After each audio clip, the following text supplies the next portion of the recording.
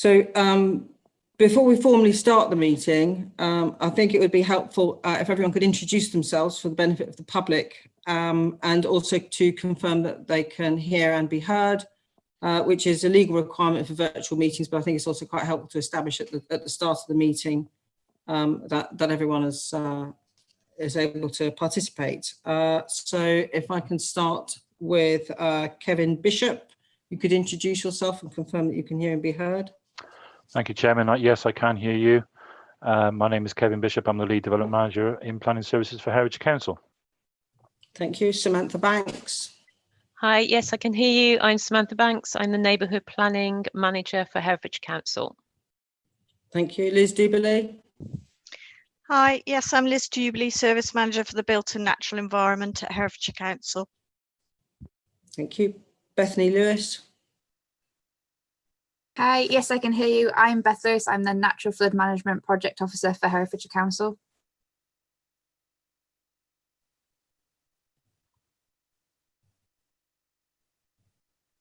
Thank you. Abby Saunders. Hello, yes, I'm Abby Sanders. Abby Saunders. Hi, Abby.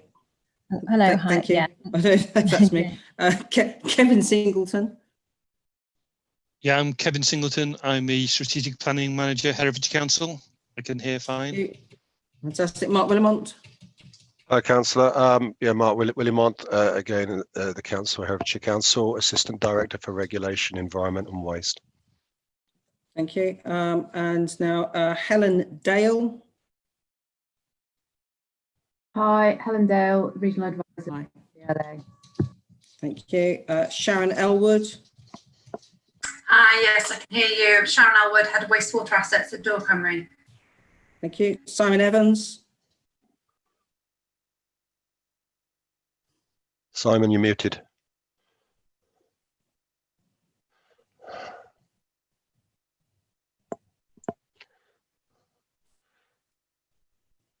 I'm just asking him to unmute. Okay. Simon, you're muted. Jenny, is there a way that I can actually unmute him? Hello, sorry, I'm on mute. Hey. Sorry, I had a problem. I was trying to do this outside and it wasn't working. So I'll come back inside.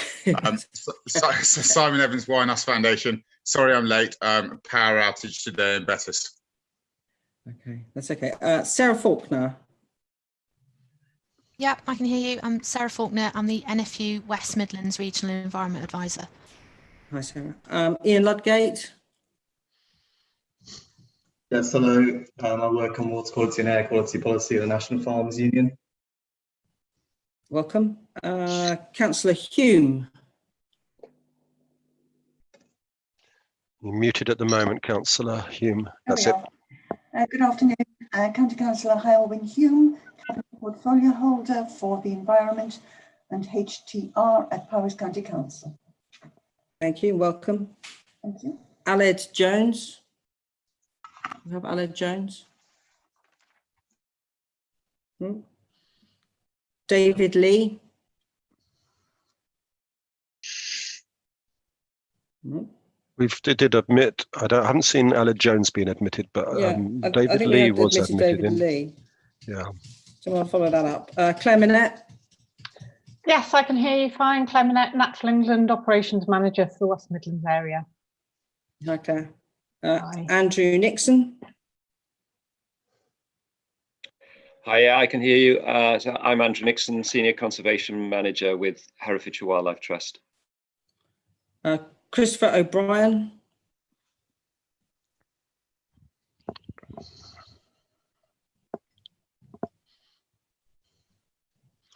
Chris O'Brien, you're muted. That's it. Yeah, I can hear you. Sorry. Yeah, Senior Planning Officer with Brecon Beacons National Park Authority. Thank you. Thank Beacons you. National Park. Mark Rachnovsky. Yeah, Mark Rachnovsky, Water Quality Lead from Door Cymru. Hi, Mark. Andrew Osbalderson. Yeah. Hi, Andrew Osbalderson from the Environment Agency. I'm a Catchment Coordinator. I'm not actually on the board, but I'm just listening in. Thank you. Jenny Gamble.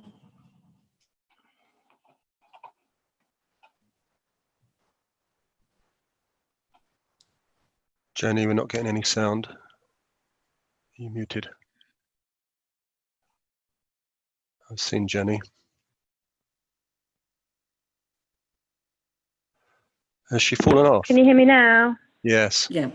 Set. Sorry about that. Jenny Gamble, Senior Environment Officer for Diffuse Pollution in West Midlands for the Environment Agency. Hi, Jenny. Anne Weedy. Hello. Anne Weedy. She's been allowed in. She should be there. What you might get is people falling in and out.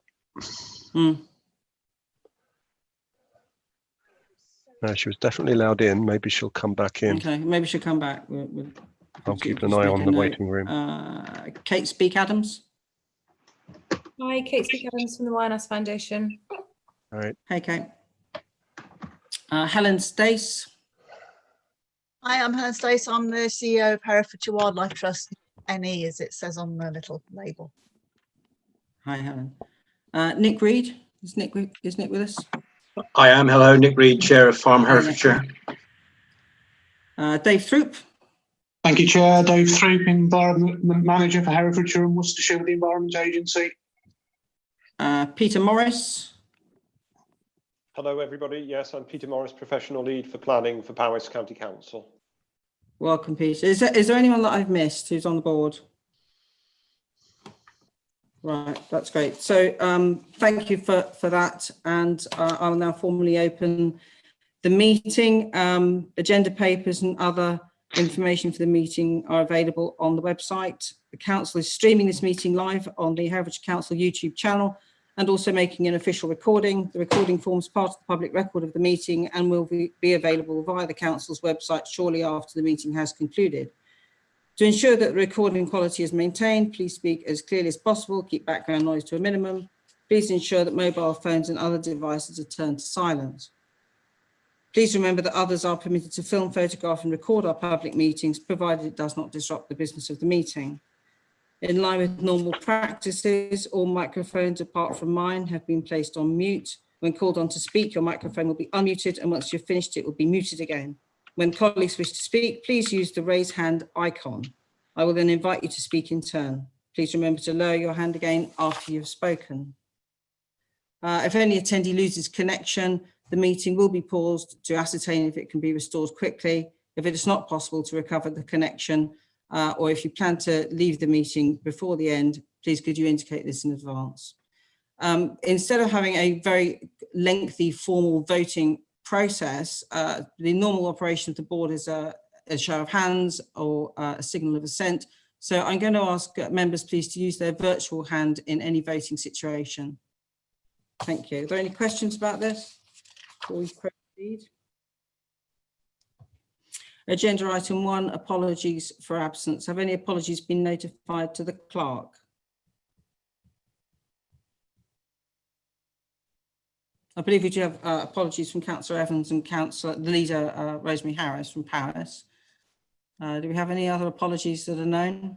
I give Councillor Phil Davis from Powys as well, please. Yeah, Councillor Harlan Hume has stood in. Okay. Thank you, Mr. Morris. Any others that we are aware of? Thank you. Agenda item 2, minutes of the last board meeting on the 29th of January, matters arising. No matters of accuracy have been notified to the monitoring officer. So if members could confirm with a show of their virtual hand that they are satisfied with the accuracy of the minutes of the last meeting.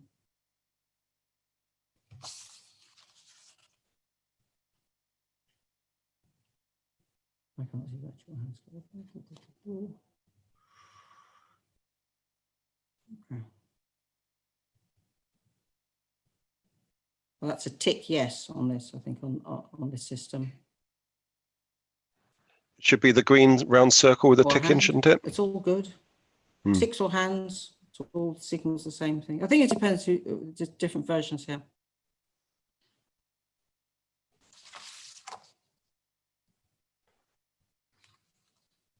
Okay, we've got enough. It doesn't seem as though I mean, I know I'm pressing the tick box, Councillor Swinglehurst, but it's not coming up on my screen, is it? Unless you've seen it different to me. Okay. No, So, I can see my tick, I can see your tick, and then you unticked yourself. Ah, that'll be it then. Right. Okay. So perhaps we can't Then see I'll what untick we would myself. get ourselves.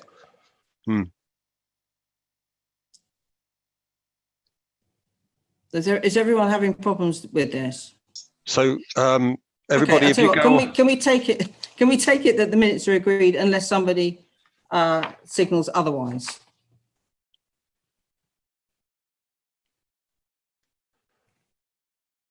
Councillor Swinglehurst. Yes, Simon. Would it be, or can I call you Alyssa?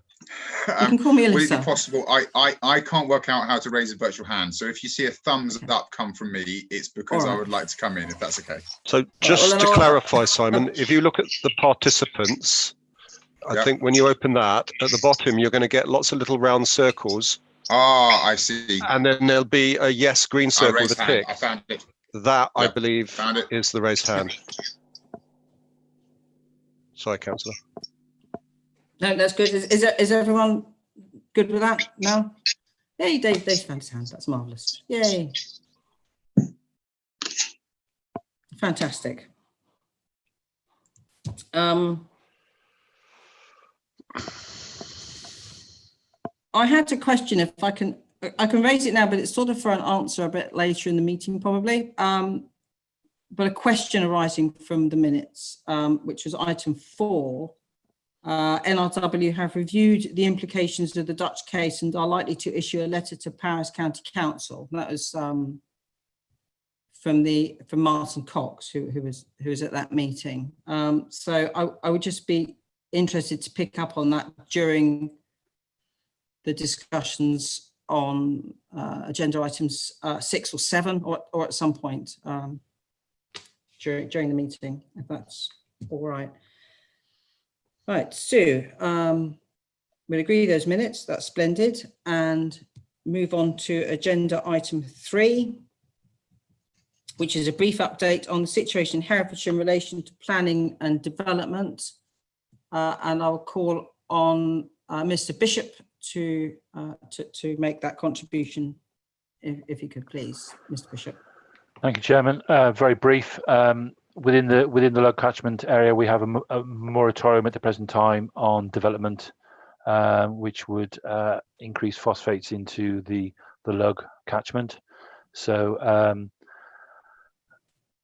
there is a 5-point standard which they can meet for private treatment works. If they can meet that, we can allow development. But essentially, the majority of development within the lug catchment is now on hold, pending the moratorium on the nutrient management plan and the revised action plan as a result of the Dutch nitrate case. Thank you, Chairman. Thank you, Mr. Bishop.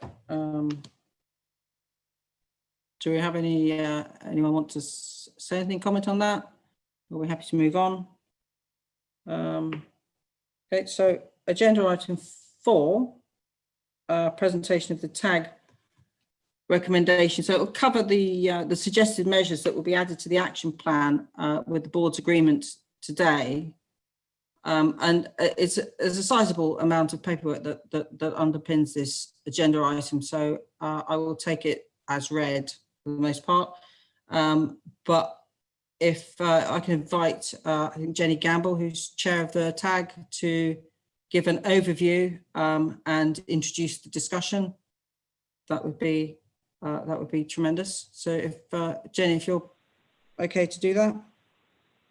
Yes, I'll just open up the correct paper. Yes, you're right. There's quite a lot of background and supporting information behind this. There's been a summary paper produced by the Technical Advisory Group, which goes through several updates that are being proposed for the action plan that accompanies the nutrient management plan. So they're to be discussed today, and if it sort of seems suitable, then they can go into the action plan when it is updated. So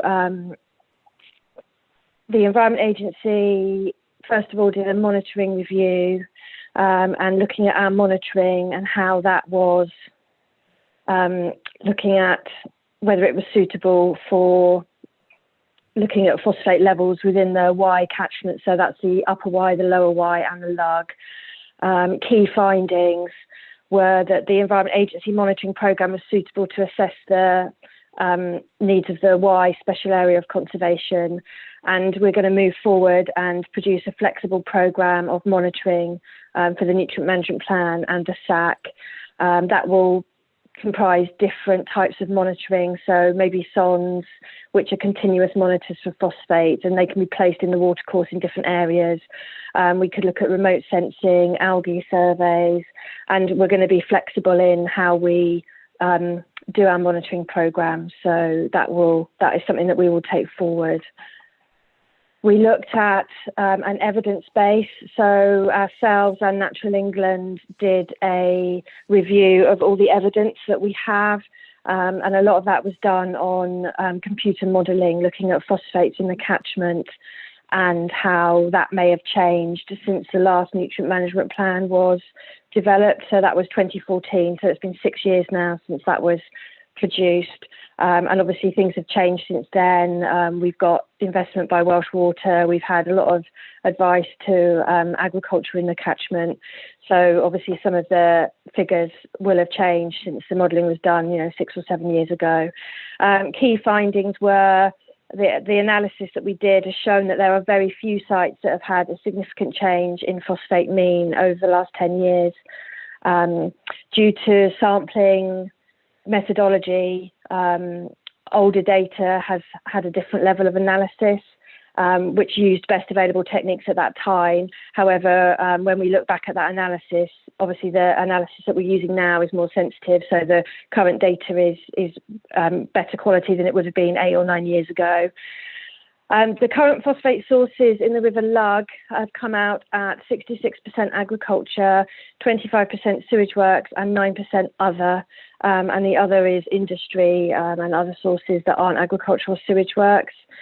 And looking at Welsh Water improvements that will be completed by 2024, these percentages will change slightly. So agriculture will go up by 1% to 67%, sewage treatment works will go down by 2% to 23%, and other will be 10%. Sources in the catchment, there's quite a lot of associated maps with this. Sources within the catchment vary considerably. So generally at the top of the catchment in a largely agricultural area, the large percentage of phosphate will be from agriculture because it's mostly agriculture and very low population levels with maybe no sewage works or very small sewage works. So in some areas you'll have very high percentages of phosphate from agriculture, and in other areas that will be reversed. So you'll have a much lower percentage of phosphate from agriculture and a higher percentage from sewage works.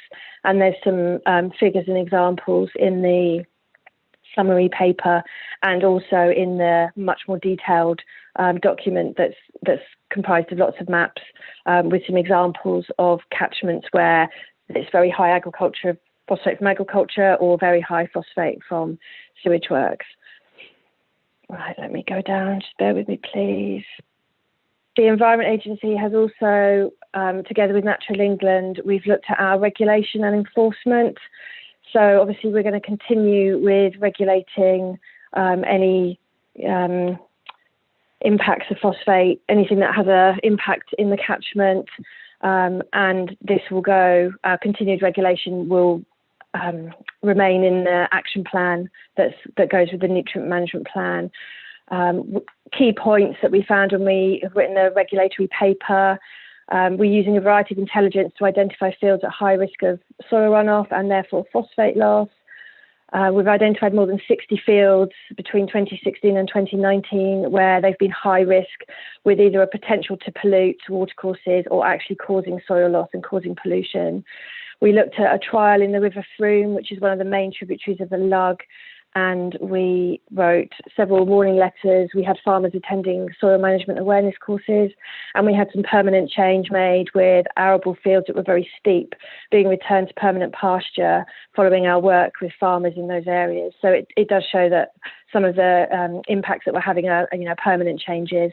And since the nutrient management plan was written, the farming rules for water, as people would have known them as, which are the reduction and prevention of agricultural diffuse pollution regulations, they came in 2018, and they need to be added into the action plan because they weren't around when the action plan was produced in 2014.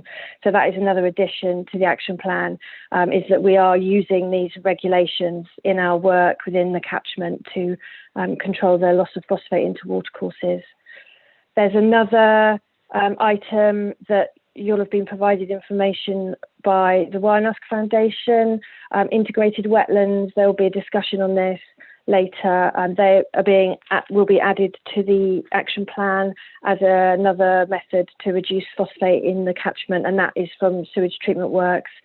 And Farm Herefordshire, which comprises 12 organisations, they have produced a document, proposals to reduce agricultural phosphate losses, and there's an accompanying document with more detail in, and that's to add into the action plan all the measures that agriculture we will look to do with Farm Herefordshire, and how to obviously agriculture will undertake some of those measures such as sediment traps, and looking at reducing phosphate use on farms. So they will go into the action plan should it all be agreed after this meeting. And all those points, there are 9 points. They are summarised on the end of the summary document that was provided to the board. They also include mitigation and offsetting of phosphates through potential rewilding. That was added by Herefordshire Council to the list, and also the production of an interim plan to better understand the situation of phosphates within the catchment and provide a calculator for reduction, which can be used by developers and regulators to assist with sort of development proposals and how they would impact on phosphates within the catchment. So there are 9 items that, with agreement, will be added to the action plan when that is updated following this meeting. Thank you. The one thing did strike me, given the understanding that we have of the current source apportionment, and if we assume that the baseline hasn't shifted, then it appears to me, and I'm not a lay person, but it does appear to me that there's improvement in the point source, and there is an absence of improvement in the diffuse sources, which I think we'd all acknowledge is probably the harder element to get right. But it would appear in this iteration that one of the potential tools in the toolbox has been set to one side, which is the possibility of a water protection zone, which I don't think anyone would rush to do. I don't think it's the first thing that you'd wish to do, and it's complicated. But it's very evident that that the board and its various partner agencies have been working for some time on diffuse sources, and yet here we are. I think this is not, from my opinion, is that it's not sensible to take the WPZ off the table. I learnt today of the action by Fish Legal on behalf of Ross Anglers, and that there had been 2 rulings in the European Court which suggested that projects and agricultural activities, as it were, would fall into the scope of the Habitats Directive, which has been a question that I've asked, I think, previously. And that would suggest to me that there would be a very solid legal footing to have the WPZ still on the table. So I would be interested in the board's feelings about that, and is it the best thing that we could do to take that off the table at this point?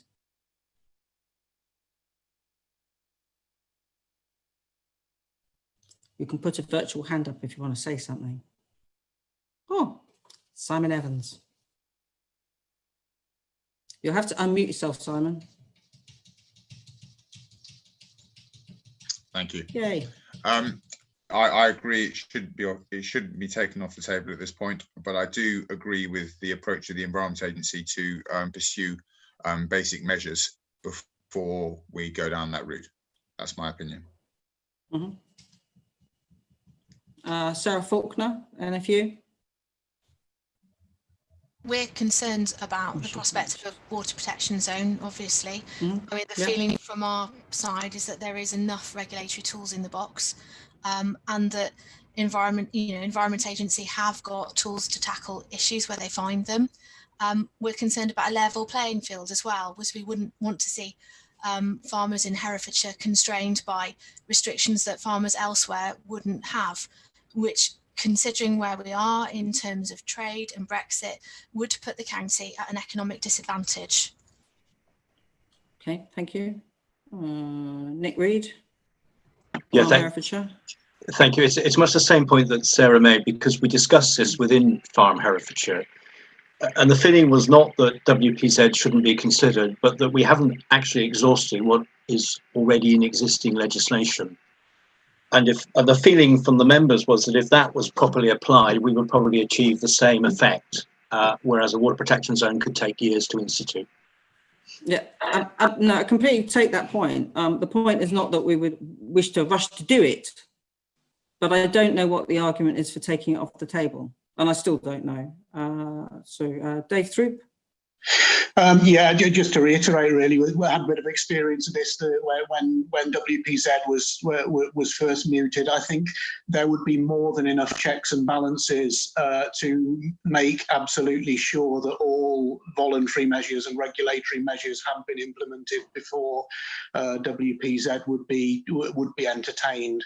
There is, as you say, Chair, an argument for retaining it, because it's, it is a potential tool somewhere down the line. And at the end of the day, you are also right in saying, although our data is not necessarily statistically saying that we can prove that there is a rise in phosphates, probably more importantly, neither is it suggesting that there is a decline in phosphates.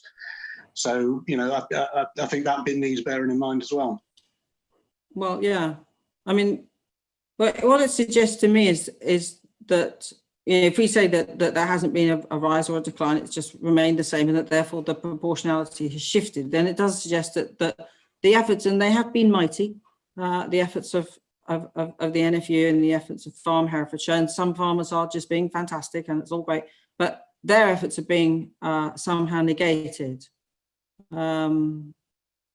And therefore it's addressing that. So I'm not sure really, I don't have an issue with any of the suggestions in the tag.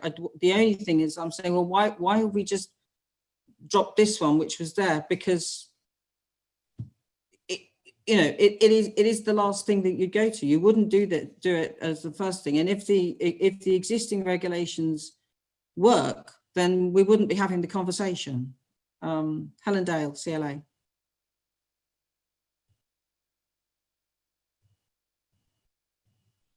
She muted. Helen? Sorry.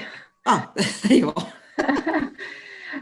Yeah, just to back up the previous comments, really, and I guess, not to take our attention away from the higher priority, potentially quicker wins, and to lose sight of that in terms of trying to achieve the goals and the changes that hopefully have already been made that are going to start to filter through the system as well. But why would it do that? It's been on the table up to this point. Does anybody on the board think that it has in any way distracted from the work of any of the partners of the board?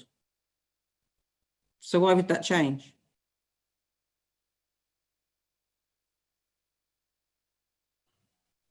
So what's the reason for not keeping it on the table?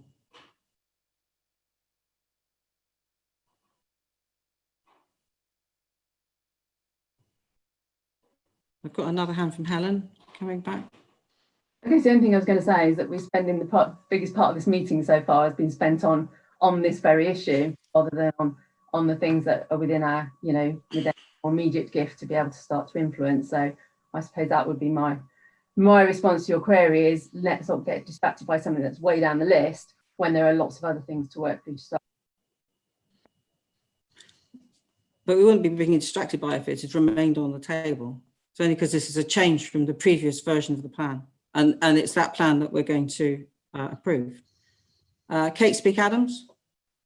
I would suggest then what would be worth considering is whether it's left as an option within the tag and the action plan, with the understanding that with the existing regulations, it shouldn't be needed, but it's that backup. And I would then hope that the Environment Agency will be able to demonstrate what has been delivered through the existing regulations, and the new rules for water is then actually going to avoid us needing that, because the risk we face is that if there isn't an improvement and agriculture continues to appear to be the biggest contributor, then the new rules for water, all of our existing legislation isn't being effective, and therefore we do need the water protection zone, because that may enable the Environment Agency to have the additional resources and what have you that it needs. But it would be nice to think that we could avoid that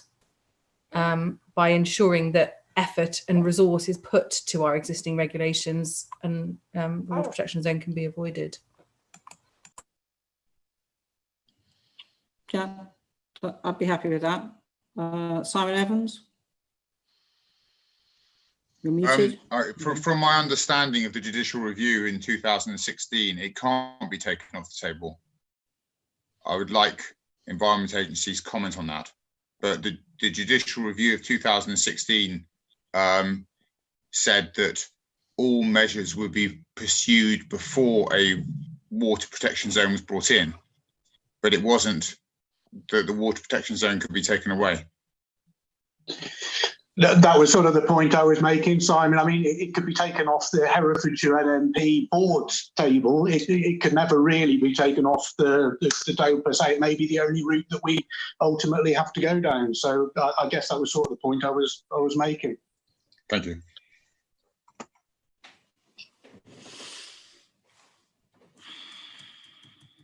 Okay, so is the board content with the measures that are proposed in this paper without the water protection zone? I think that would be the first thing. Would it help, Councillor, if I shared the screen for the 9 actions? Would that yeah potentially help? Just refresh myself how to do that. Can you all see the 9 actions there?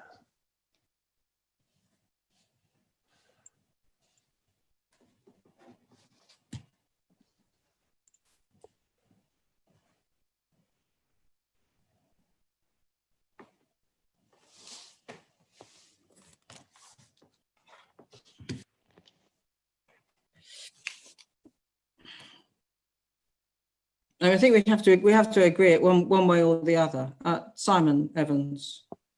I agree it, except for the fact that the integrated wetlands are being built to circumvent the nutrient management plan effectively. There will be a benefit to the nutrient management plan, and that benefit will get better over the years, but they are in the short term to facilitate development.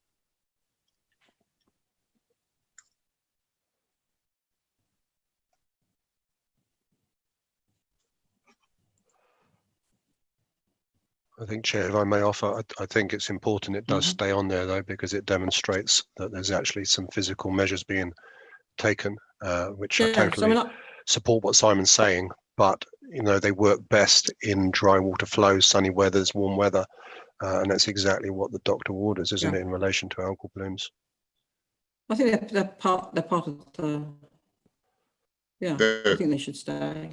The key point is if you're... Sorry, Simon. Yeah. Sorry, Simon. Go on then. You, me, or Simon? Sarah, that you're on my screen now. Sarah Faulkner. Yeah, I mean, happy with it, but just with the caveat that we're not convinced about the rewilding approach. We'd need to look in that in a much more detailed way as to how, you know, it's something that I know that our members are very nervous about. Just that whole term is very emotive. So we're happy to look at measures, but concerned about that. The other thing I just wanted to flag is that we'd also contributed an idea about nutrient diversion, which is not appearing on the list, and we'd like that to be reconsidered. And there is a page, in the Farm Hereford paper on that. Yeah, I read that. It's very interesting. I was wondering why it wasn't on the list, and assumed that it was because it's not an action for the board, but an action that was happening externally, and that we might, think it's a jolly good thing, but it's not for us to do. But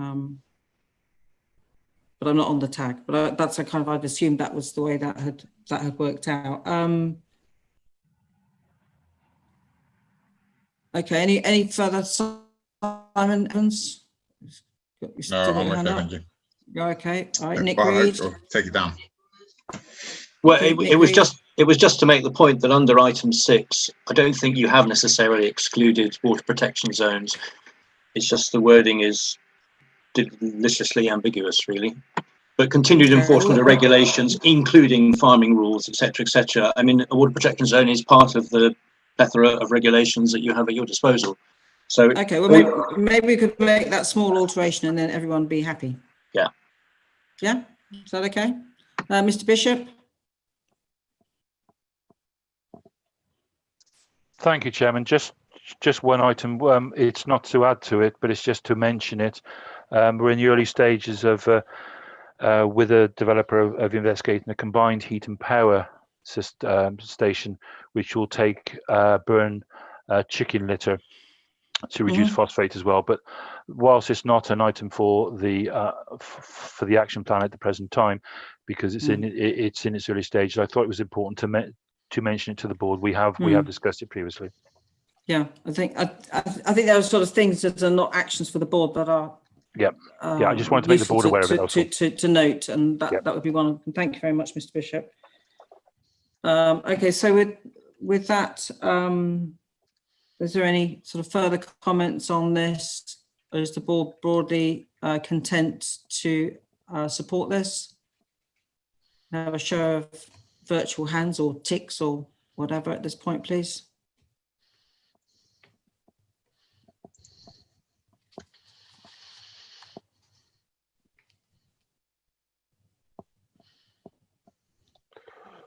Sorry.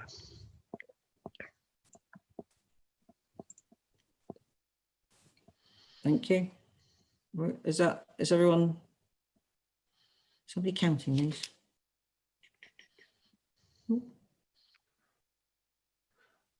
I count there's 11 ticks, which there are 31 participants.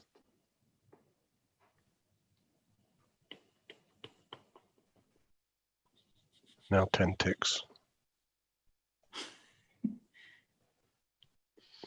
Chair, I support this, but I take it that Councillor Challenge and I are not on the board as such, are we? We're just invited to the meeting. No, you're not. You're not on the board as such. So can we go to the members who have not voted and just make sure that there's not a technical reason for that? Would it be easy to do a hand vote? I think there's I think there's a confusion between hands and ticks, because I'm not one of the 11 ticks, but I've got a raised hand. So I think, can you just specify, do you want a tick or a hand? Where, just for the benefit of us all, where's the hand opposed to the green tick? Because a lot of us have only found the green tick. It's technology that a lot of us are familiar with. If you open up the participants panel, it will open up on your right hand side of the screen, and all the information is at the bottom of the screen. There's raise hand, yes, no, go slow, go fast, and more. Yeah. So if you're a co-host, Mark, yourself, you won't have the blue raise hand, so you will need to use the green tick. Yes, that would be why I'm confused then. I get, yeah, it's under more for me. Everyone else should see the blue thumb up or blue thumb down, shouldn't they?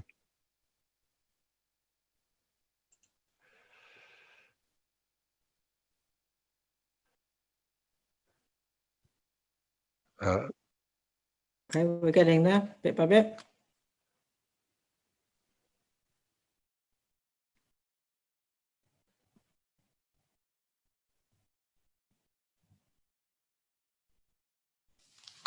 So we've got 2 positive thumbs up and 12 ticks. That's 14, isn't it, so far?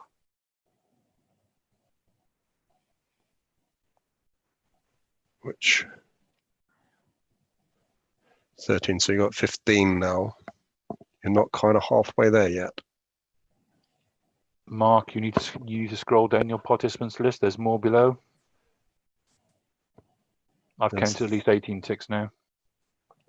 18 ticks. I'm just reading what's on mine. It's got 14 ticks on the green box and 2 on the others.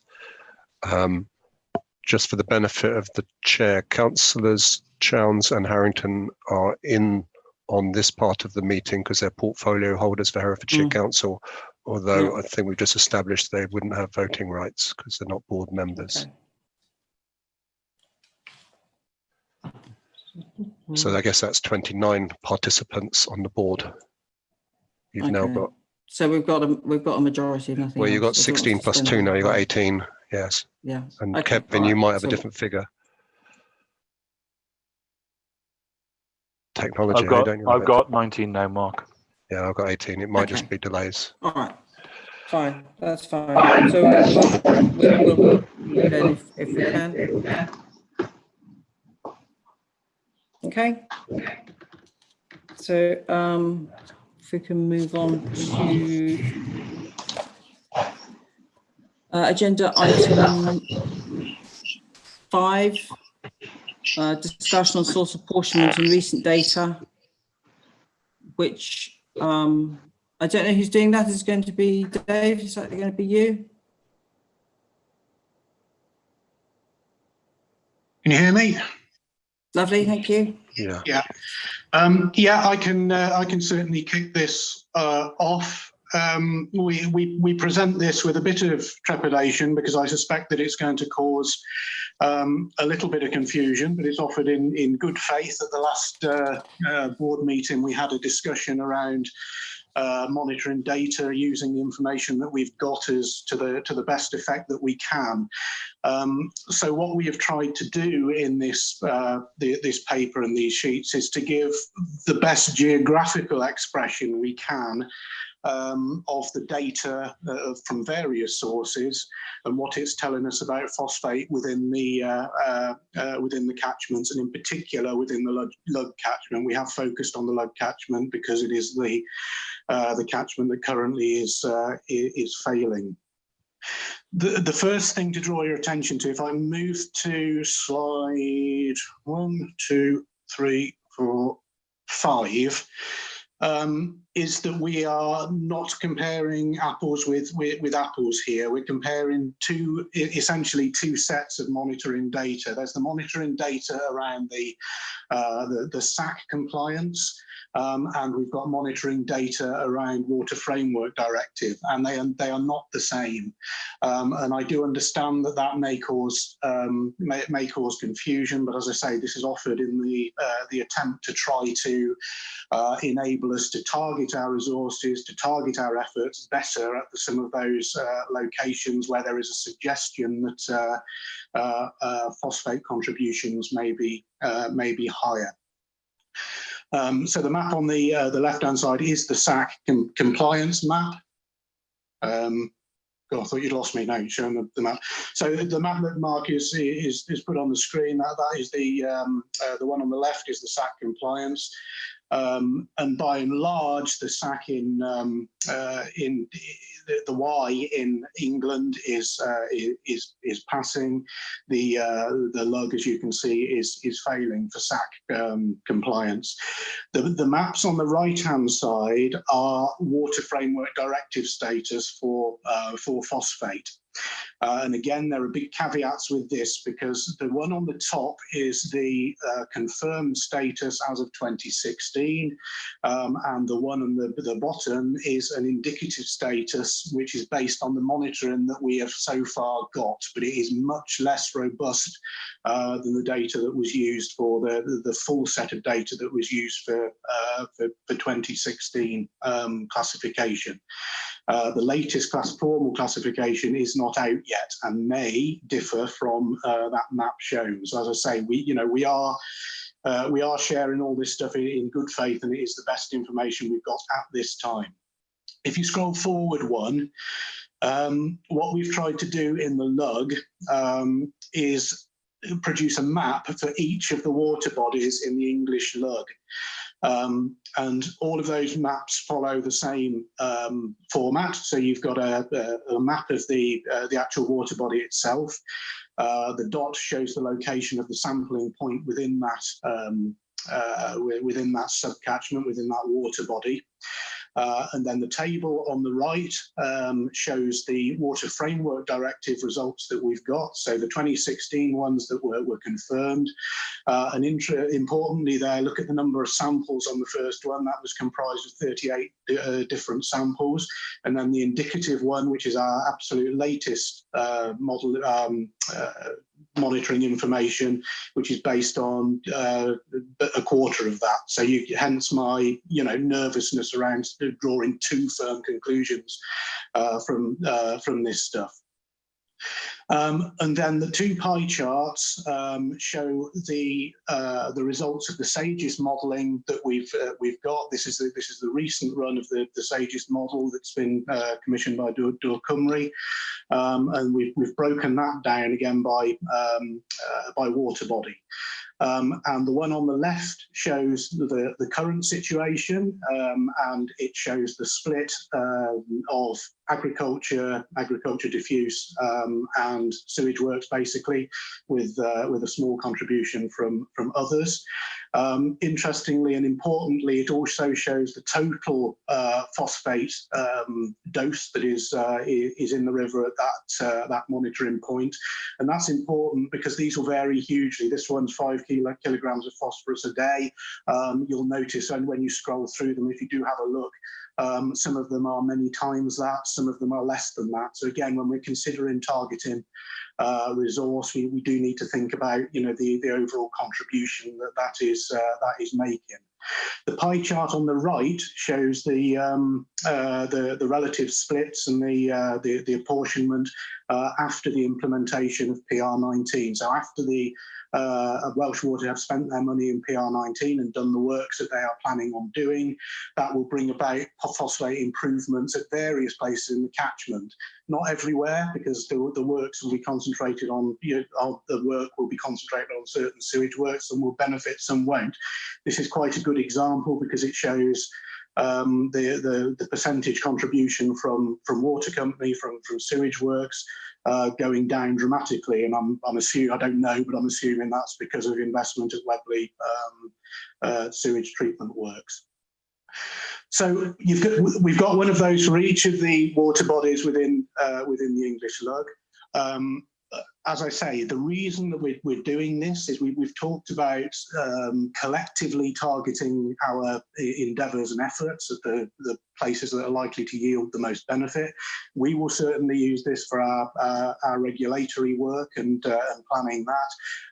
It could also be used for planning advisory visits, campaigns, that kind of stuff. But just to conclude, what I would say is that this is not precise stuff. This is not exact stuff. And if people want to pull holes in the data and pull it apart, they probably can, or they probably could. So it's not a definitive answer. It's our best information we've got at the moment. I'll leave it there, Chair.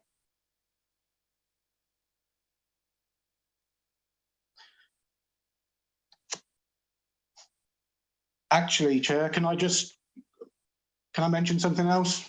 Yes, of course. Yeah. Sorry, I overshot. So I went through the subcatchment and the water body charts. There's also an important bit there on the 1 to 3rd slide, which shows the modelling results that should be delivered through PR19. So again, this is the result of Welsh Water investment. Forward, that one. So this is the expected result of the Welsh Water investment, which is by 25, I think. And that is showing that what the modelling is suggesting, that investment should bring the SAC mainly into compliance by 2025, with the exception being the lower part of the catchment. Clearly, the phosphate gathers up through the catchment. But I think that I don't think Doug only want to comment on that. But that piece of information that has only become available in the last few days, it clearly doesn't change anything in terms of our overall aspiration to drive phosphate down, and it doesn't change anything in terms of the immediate problems with the SAC failing. But in terms of the kind of long-term direction of travel and strategic approach, I think that is quite an encouraging forecast. And then finally, if you just come back one, and this may be pushing it beyond where it can actually go, it is a bit complicated. That is a summary of all the apportionment data by water body right the way through the Y and the lug catchments, and really the size of the blobs is the amount of P entering. So if you go slightly squint, you can sort of pick up the areas where it looks like there are larger phosphate load, and it sort of does pick up the Ithan there, and certainly the bits of the lug and the within the Y as well. But I say that may be pushing it a little bit too far. But I say we're trying to present the data in a way that is usable and informative. Thank you, Chair. Thank you very much, Dave. Does the modelling take account of any environmental changes that would affect the quantity of phosphate that's leaching, or does it assume that that everything stays the same? In terms of diffuse, do you mean? Yeah, yeah. Well, I think isn't there kind of a slightly, we don't really know, potentially a connection between climate change and an increased mobility of phosphates. So is that factored in, or is it just too mysterious to know how to do that yet? There may be someone on who knows SAGES better than me, but with my knowledge, I think that would be pushing it far too far. I think the modelling allows for assumptions to be made on certain types of land use. I don't think it would factor in something like climate change. I may be wrong, but I don't think so. All right.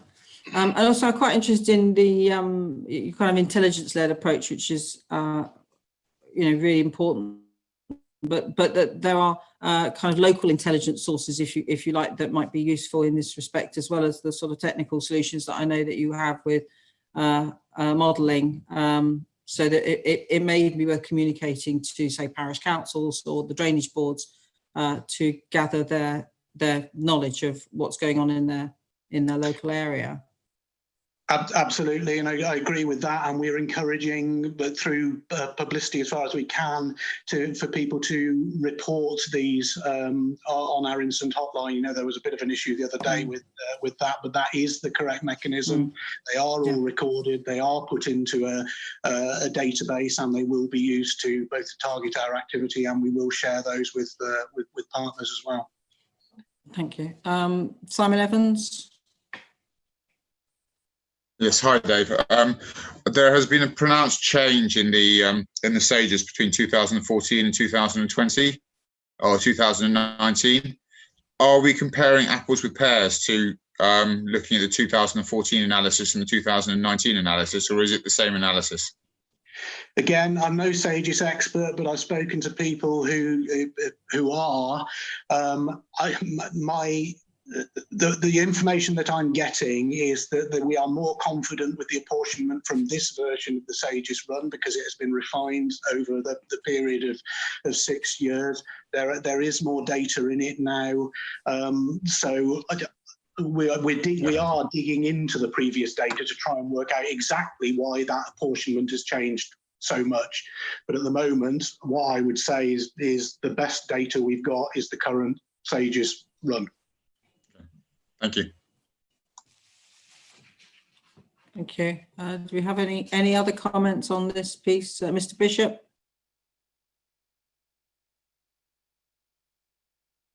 Thank you, Chairman. It's really a question to Welsh Water, really. Given the identified benefits in the information that Dave's just put forward, is there any prospects of the investment which is planned in this AMP programme being brought forward? Rather than to the end of the AMP program, could it be because of these significant issues that have been identified? could it be brought forward and show an early improvement in the river quality?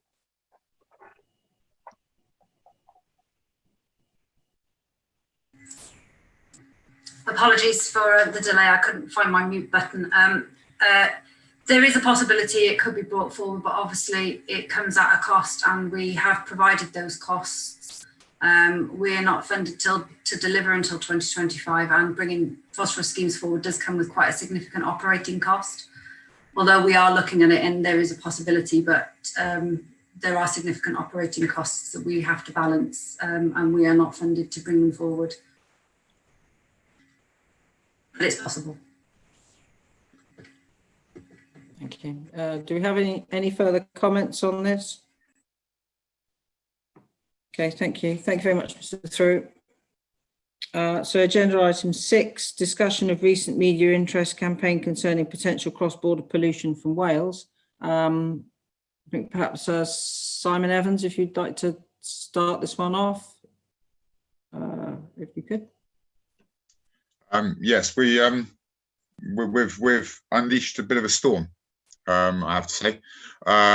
We've been trying to work to solve the problem of the white algal bloom for 6 years now, tried everything, and we're finding we had a pretty good idea of what the issues were.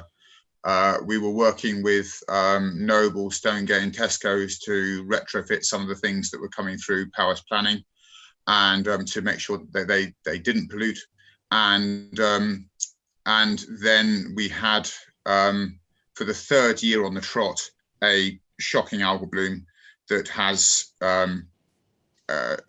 significantly altered the ecology of the SAC, in that we have eradicated one of the principal habitats, namely ranunculus, from the bottom 70 miles of the river.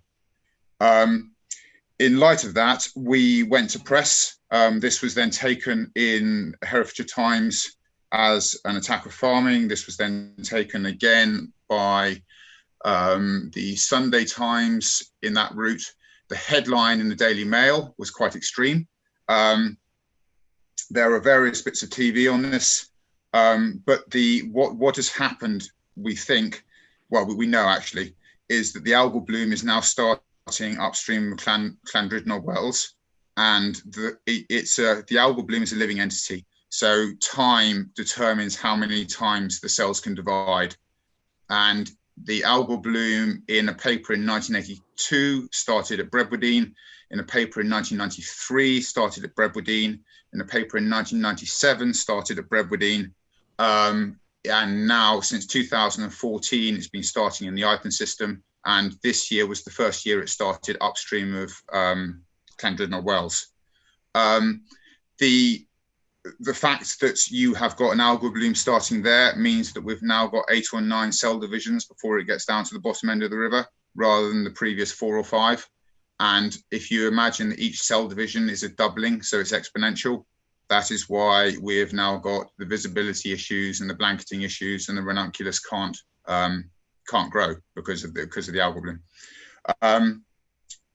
In light of that, we investigated, or we have been investigating, and there are some things that we have fundamental concerns with. What the press has done, I think, is it's brought everyone together to try and find a solution. So I think the next action is to try and find that solution.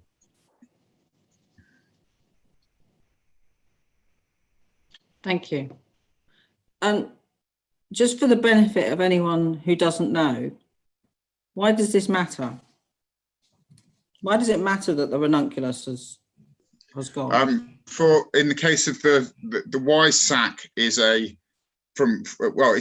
one of the nation's, it's an iconic river. It's the nation's favourite river, and you want to have a healthy ecology in that river. Now, ignoring the habitat designations, people come to Herefordshire for the Wye. It's synonymous with the Wye. It's the Herefordshire Wye, and what the ranunculus does is it's the home for the invertebrates. It's the home for the juvenile fish. It channels the flow between the weed beds and keeps the gravel clean. It ponds up the water to give water depth.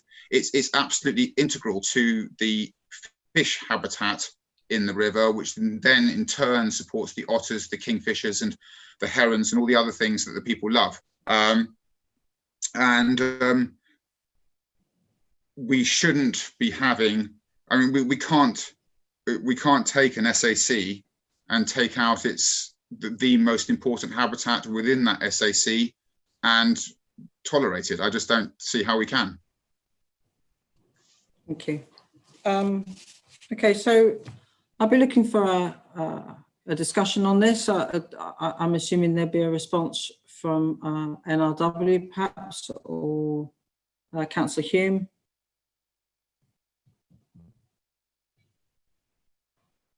Anybody? Sarah Faulkner.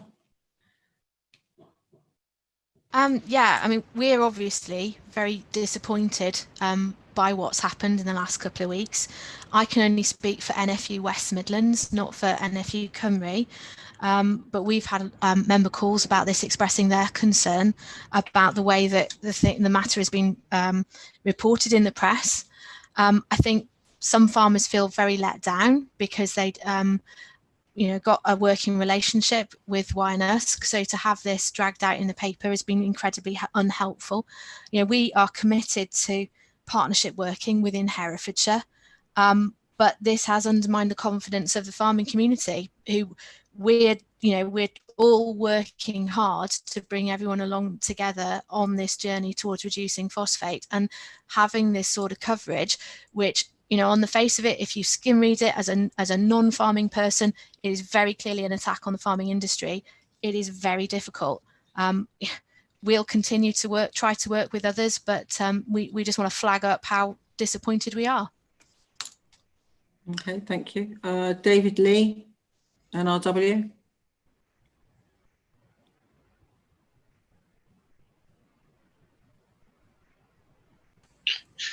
Chair, I've just had an email from Anne Weedy saying that they're muted and they can't unmute themselves. David Lee and Anne Weedy. They're muted by host. Jenny Priest and I will have a look at that. Can you speak now, Anne Weedy? I've unmuted you. I'll try. Is that any better? We can hear you. Yes, yep. We can hear you. Thank you. Hi, Anne. Okay, hello. Sorry, I've been sitting here trying to get attention. Yeah, okay. Obviously, we were also quite concerned, at what sort of Simon has just described on the why, and it is quite shocking to sort of see such, such severe algal blooms, and as he said, it really has kind of focused attention on this issue. So there's been quite a lot of work that's been happening in the last sort of few weeks around just trying to understand what actually is going on that river from a water quality point of view. So that's with WFD, with SAC targets, with the trend analysis on phosphates. And my sort of people in NRW that have sort of been working on this river for years and years and years, do tell me that generally there is a decline in phosphate levels, but that isn't the case across the board. So there are some of those tribs and some of those catchments where we are seeing phosphates. So the job for us now is to understand that properly and really sort of get to work on tackling those, whether that's operationally through our regulatory work and our campaign work, or whether that's through our advice to the local planning authority. So there is a really sort of big and key piece of work now that's kind of going on just to try and understand exactly what's going on that river properly. But I think what both the NFU and what Simon have just said about working together, that's absolutely key. Okay. Yep. Thank you. Nick Reed. Yeah, I suppose it was partly to echo Sarah's point. I mean, I'm an independent chair of Farm Herefordshire, and I think I have to disagree with Simon's claim that the press has brought people together, because it did cause quite a stir amongst the partnership. I mean, I'm confident that we can build, collaborative approaches in the future, but I'm not sure that running to the press was, the best way of progressing this issue. And I guess I'd like to learn the lessons of that for any future action that we're going to take. Okay, thank you. Simon Evans. I think the point I just want to get across is we didn't run to the press. We've been aware of this issue since 2014. We've been working to try and solve this issue for 2014. We've been collegiate. We've tried to solve things. We couldn't get any grant from Welsh Government or through the Glass-Tier programme to solve the problems that we were seeing. We then entered into a partnership through the Courthole Group, and we had money coming in from Tesco's and from Noble and from Stonegate to fix the problems, and we were fixing the problems. And the sheds were appearing faster than we could fix them. And we had tried to engage with the council and were not getting traction. And we were left, we simply could not solve the problem with the rate of the expansion of the industry.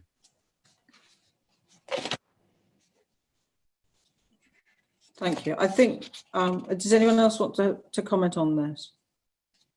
Okay, so, I think from the point is that, the board is a very good example of, of partnership working. We're all coming from these, different angles to the same issue. We all, I think, want the same thing. We all want the river to be healthy and for our generation to leave it in that state for the next generation, because that is the right thing to do. And I don't think anyone here is motivated with anything else. Let's just take that as being, the benchmark, and that if there are times when, so the frustration of the situation, makes us focus on it all the more for whatever reason, that's actually good. I think we should embrace that. I embrace it. I'm really glad that we've had this this focus on this, because actually it means that we are now having this conversation, that a lot more people are aware of the problem, who actually didn't understand what they were seeing when they were seeing the algae bloom, and that engages people with the countryside and the health of the countryside, and all that is good. But I do hope that we can continue in a collegiate way, seeking solutions, using whatever we can to bring as many people as possible with us. So thank you very much for that, everyone. So agenda item 7, we've got a series of updates due. I would only say, just if we can make it, avoid hesitation, repetition, and deviation. And report on progress of works that are relevant to the board. That would be great, because I am mindful that we've got a public question section at the end of the agenda, and I do want to make sure we have time for that. So the first update would be from the Wildlife Foundation. Okay. I will defer to Kate for the work that's happening with the farmers and through the Raw project. I will report on the wetlands, and we've scoped 8 sites and done pre-feasibility on 8 sites. 6 of them are being developed by the council. 2 of them are being developed by the Wildlife Foundation as private entities. These are Dilwyn and Cannon Pine. The owners are on board. We've developed a novel way in partnership, or rather, Dŵr Cymru have come forward with a novel way of managing the discharge consent, which I congratulate them for, because I did not see that, and it's a very elegant solution. The plans have been instructed, so Norfolk Rivers are currently drawing up plans. They've done the soil tests, they've looked at the archaeology and various other things, and we should be in a position at the end of this month or early August to submit for planning. I know Gail is already having conversations with Herefordshire Council about the HRA.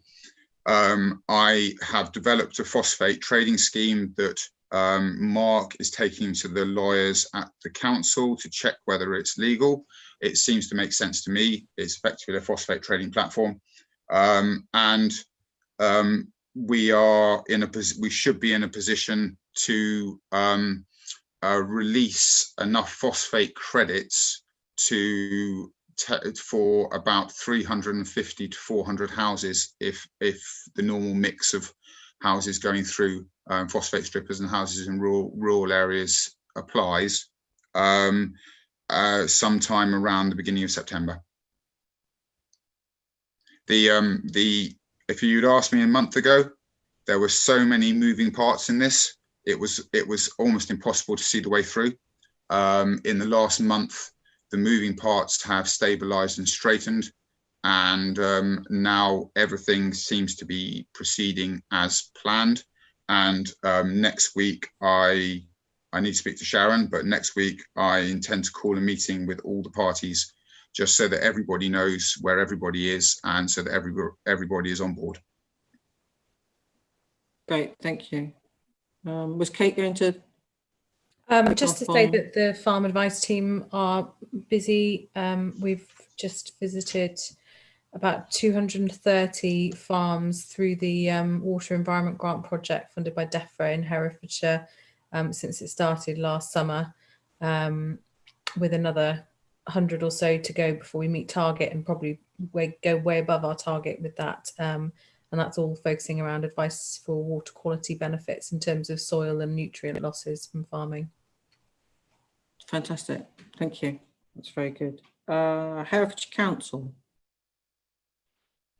Councillor Swinglehurst, shall I take this? Yes, if you would, Mr. Wilmot, that'd be lovely. Okay, thank you. So first of all, there's a Memorandum of Understanding, which is in its final stages of completeness. That's going around the various regulators. That was something that when we met at our board meeting on the 29th of January, we saw that Wiltshire had that, and it had been very effective in putting the partners together. So we basically said we wanted something very similar. I know that Liz Dibley has been working with other people, such as Natural England, and that's near finalisation. So that's coming. That will help.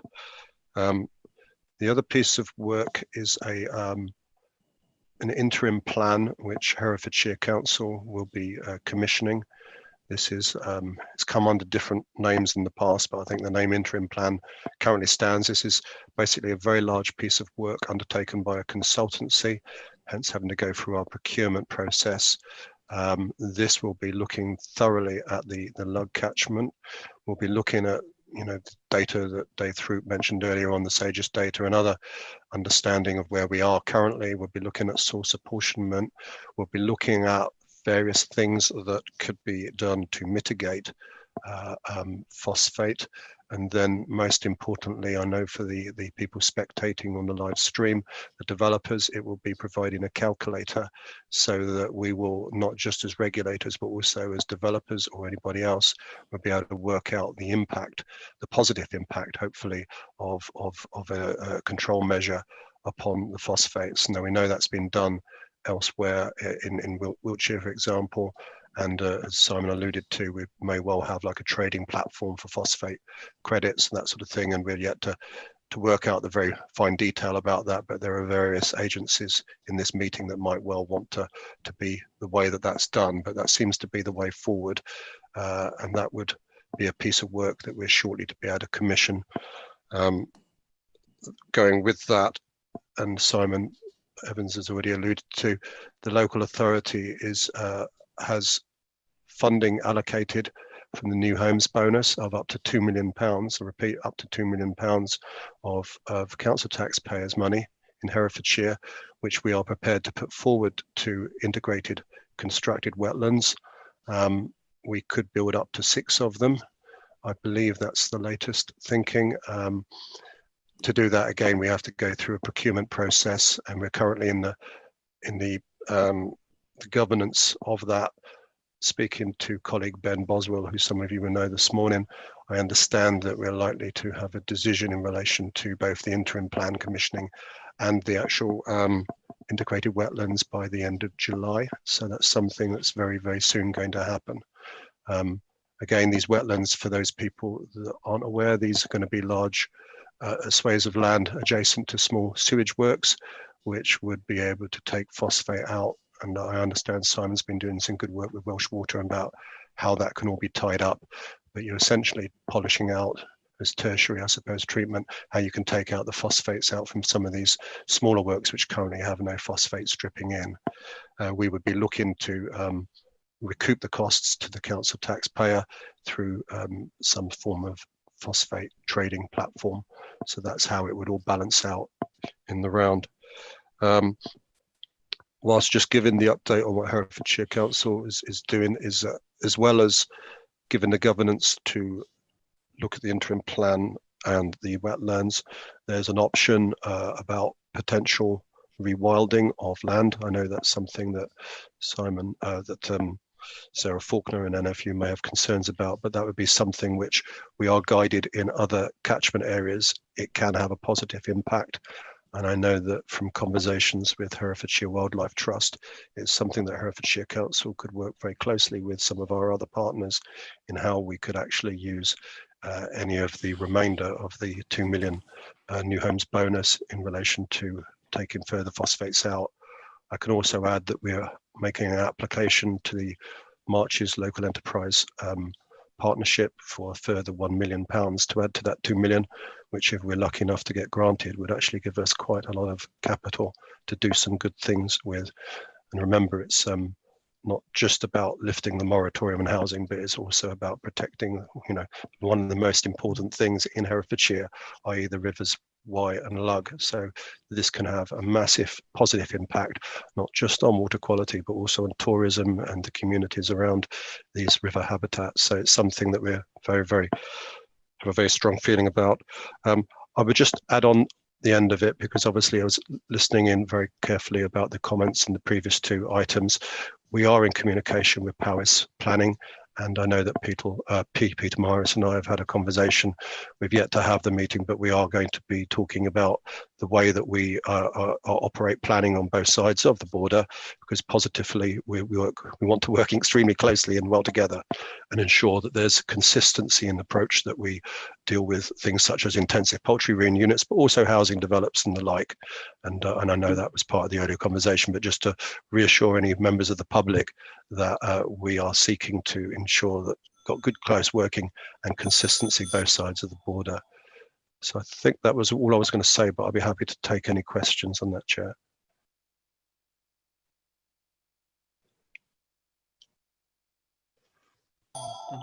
Sorry, I've got my phone going on. Chris O'Brien. Just to say, we certainly in the Brecon Beacons National Park, as a local planning authority, welcome those cross-border discussions as well on how we instate planning. We are patched as border onto the Wye, Hay-on-Wye, involved in discussions as well as bombings and phasings, and how long would the time lag be between phosphate stripping from the integrated wetlands, the associated improvement in water quality, through to improved favourable conservation status of the SAC features, and then enabling additional development to happen. What's the time frame for that? Just a question. Simon, could you hear that? In terms of the time, yeah, I did hear that. In terms of the time frame for the wetlands, the permissions for the development will happen at the point when you have certainty of the wetlands being constructed. They don't actually have to be constructed. You just have to have the legal agreements in place and the money in place and all the constraints, all the consents in place, and then the development plan or the planning consents can be issued. The development wetlands build up their performance over their first summer. For phosphate, because most of the sequestration is through sedimentation processes, they actually the wetland performance is a bit quicker than that.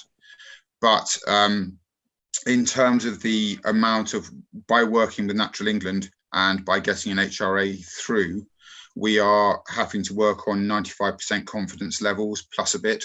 So it's 95% certainty of performance and then a buffer added in on top in order to get the certainty of the permitted development over and above it. That difference between the 95% and the buffer and actuality is for the river.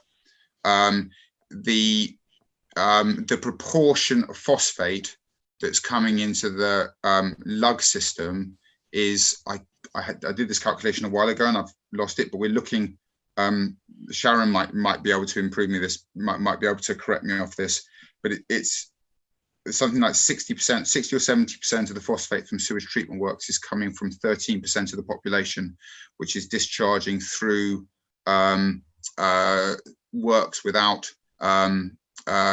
tertiary treatment on them. And the 87% of the population is the remaining 87% is going through works that have got phosphate strippers on them. So these small works have an undue loading on the river, and wetlands provide a solution for how we can strip those, how we can take the phosphate out of that. What is interesting is that, sorry, I'm going on a bit, but what's interesting is that where wetlands are being used by water companies elsewhere in the country, they're running into consenting issues with the Environment Agency. Because of the consenting arrangement that we've done with Dŵr Cymru here, and because of the structure that this is going to be run with an HRA, I think we've circumvented the consenting issues in this case.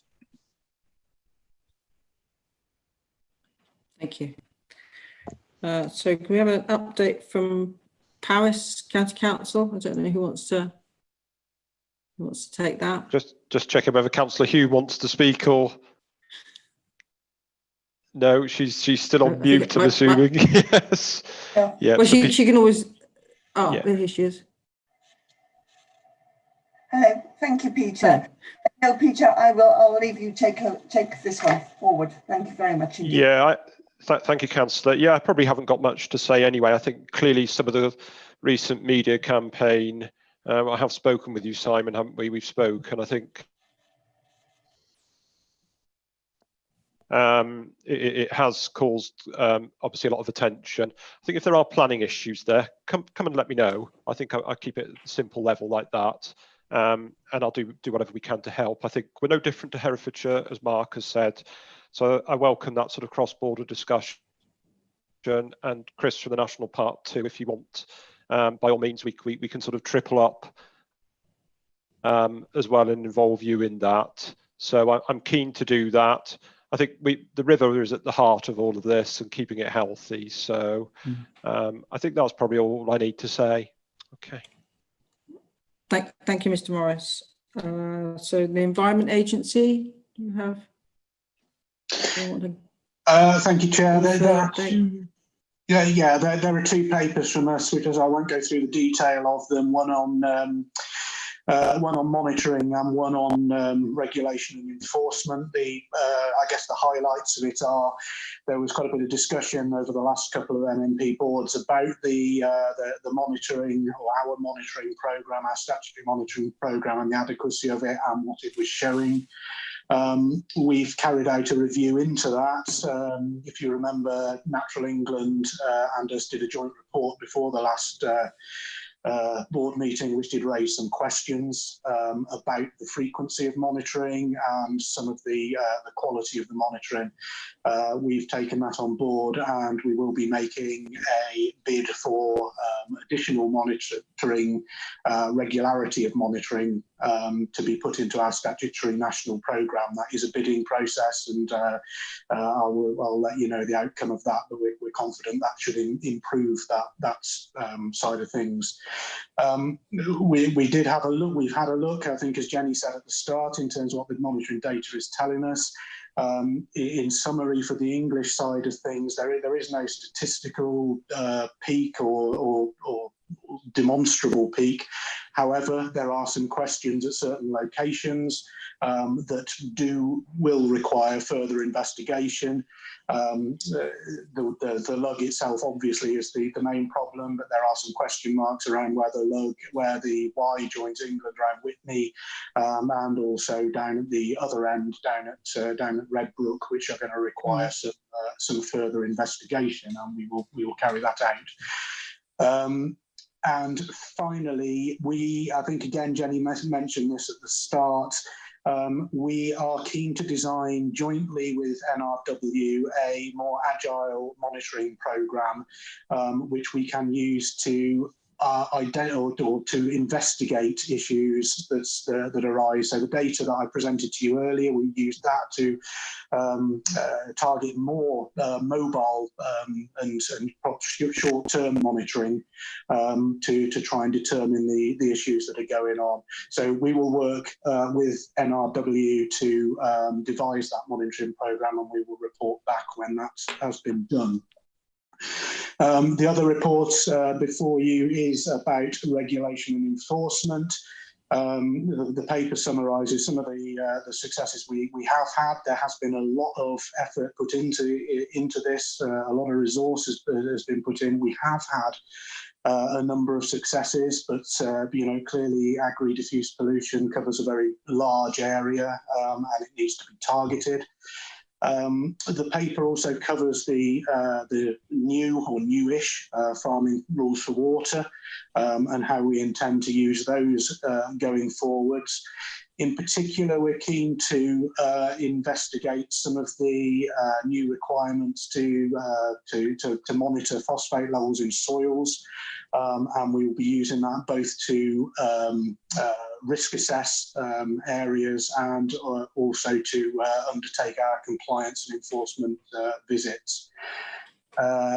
We've got a new plan which will underpin this. It is an internal plan, but I'll report back to the board in terms of its progress, and that focuses on improving our intelligence and data in terms of targeting our resources, providing advice and awareness of land management practices. So these regs do need to be advice-led, and we'll carry on with that. Having said that, we have now gathered quite a bit of intelligence, both in terms of the high-risk areas and also, if you forgive the pun, some serial offenders where, despite advice being given, there is still poor practice, and we will be pursuing appropriate action against those that are not listening to us. So I'll leave it there. There is more detail in the papers that accompany. Thank you, Chair. Thank you, Mr. Throop. Simon Evans, you want to come in? Dave, you mentioned in your paper that you've got successful compliance and enforcement action has recently been taken under the new regs. I presume the new regs, you're talking about basic rules.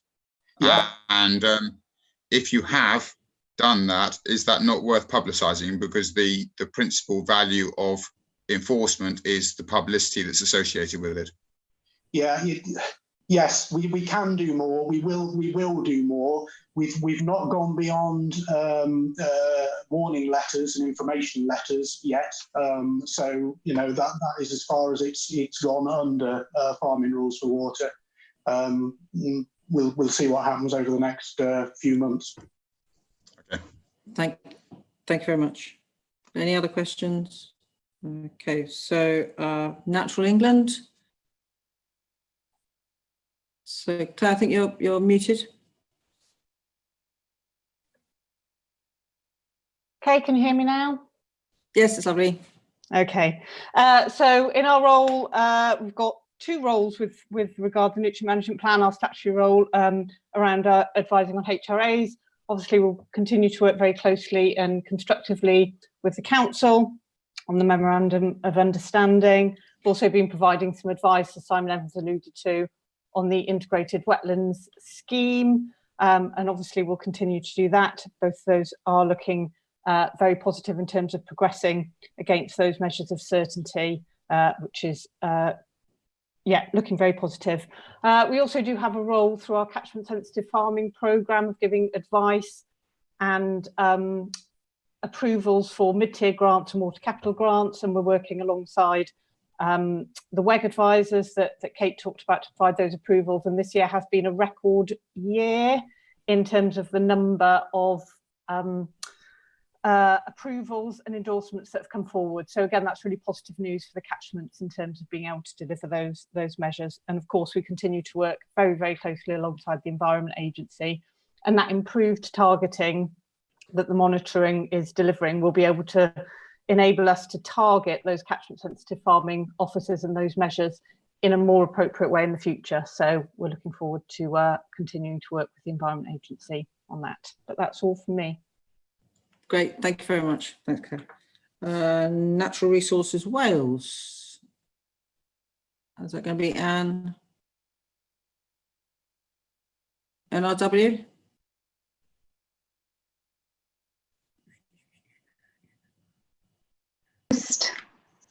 Hey, there she is. Can you hear me? And do you have anything that you want? Yes, thank you very much. Yeah, do you have there we are. that There we are. So yeah, the host mutes the mic, so I can't unmute that. First of all, Councillor, just as an update about the letter that you mentioned at the start of the meeting to Powys County Council, that was one of the actions from the last meeting. So this is the advice, sort of similar to the advice that Natural England issued to Herefordshire Council, which did result in that sort of stop on any further developments. So in Wales, on the Lug, we weren't seeing the SAC failures that we were seeing on the English side of the Lug. So the justification for such a letter in Wales wasn't there. So that letter hasn't been written or sent because we're not seeing those SAC failures. I think a lot of the phosphates that are an issue on that end of the Lug nearest the border have all been really attributed to a sewage treatment works, which is scheduled for some improvements in the next AMP round. So that's the update on that letter. As far as SAC targets go, there's a piece of work going on now in Wales reviewing our sort of monitoring data to date against the revised SAC targets. So we're expecting that to be completed in the next few weeks, and depending on what that says, we will then sort of take whatever action we deem necessary to make sure. So if there are failures, then obviously we need to address those failures, and that will inform the work that we then need to do to address that. The only other thing really is probably worth mentioning is around, we're also doing a piece of work around intensive poultry, just to try and understand that sector much better. There has been a proliferation of poultry units in Powys. And only those that have more than 40,000 birds are regulated by MRW. A lot of them are under that threshold of 40,000 birds. So we're exploring some options around expanding the scope of a project that we've been funded to deliver by Welsh Government on the dairy sector. We're speaking with Welsh Government now to look to expand that project to also include some work on poultry. And I think just that mapping exercise and that understanding to sort of overlay against that monitoring review that I was talking about earlier, that again will act as a sort of an intelligence-led approach really to sort of try and target what work we need to do in the future. Thank you, Anne. Has anyone got any comments? I just asked a question, Chair. Oh yes, Mr. Woodward, just to clarify really what Anne really said, and it's really good that you're doing a piece of work. My understanding is that if your piece of work finds that whatever development happening in Powys is having an impact upon the SAC, Special Area of Conservation, is that for the entire SAC? So I suppose what I'm saying is whether it's housing or agriculture, for our purposes, it doesn't matter. But if there's anything in Wales that's having an impact on the SAC in England, would that then trigger the response that Natural England has put upon us on our side of the border? Or is it just the Welsh side of the SAC that you're protecting? That's a really good question. I'm not sure I know the answer to that. If Peter is still on the call. Yeah, can I take that away and just try and find out what the situation is?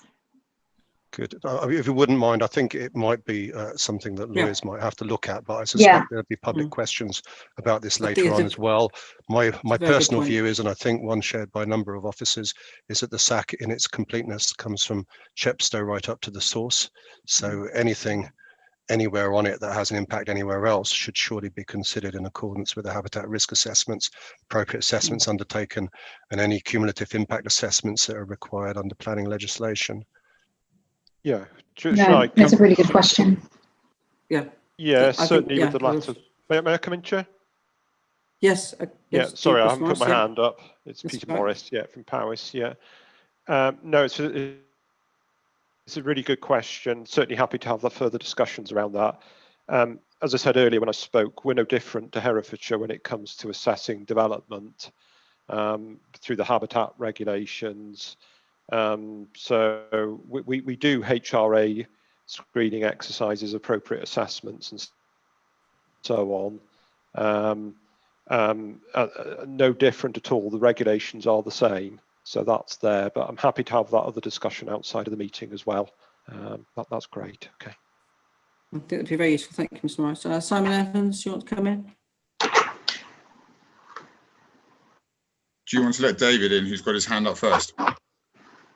No, you had your hand up Okay. first. According Thank to you. my list. Just it was in response to something that Anne said. I wasn't aware that ecology followed political boundaries, and so if Herefordshire are in a position that they have to stop planning throughout the whole of North Herefordshire right up to the boundary with Wales under the Dutch judgment, I wasn't sure how, because of a failure down at Morderford, I wasn't sure how that didn't translate across the border. Well, I think this is something that hopefully we'll get a view on subsequently, if that's, I think that's agreed. Thank you. Anyone else want to come in on this? Okay, so we'll move to an update from Farm Herefordshire. Thanks. Many of the individual members have already commented on their own positions. So my sense is to give you a sense of where we're going strategically. And the big piece of work, and my thanks to Kate and colleagues for pulling this together, is the discussion document that you've got amongst your papers. In introducing that, behind that, there is quite a significant evidence base, which is not included in what you've got, which is a summary document. So if people are interested in individual factors, there's more behind it. But the most important paragraph is paragraph 4 on page 1, which says that whatever we do, basic soil health has got to be our mantra, and it's really got to be the mantra of the nutrient management plan and the board. So silt traps, phosphate trading, arable reversion are all important, but we've got to get the basic messages on soil and water quality right. A lot of the events that we would have hosted have not happened because of COVID or have gone electronic. And some of those, for example, and Farm Herefordshire has been included in the past in the debate on rewilding and is looking at regenerative farming. And the issue for us is not that we're opposed to those things, but that at the end of the day, whatever we propose has got to be practicable and economically viable. But we are a forum for trying to get ideas out there, and we can offer that as part of our contribution to the nutrient management plan.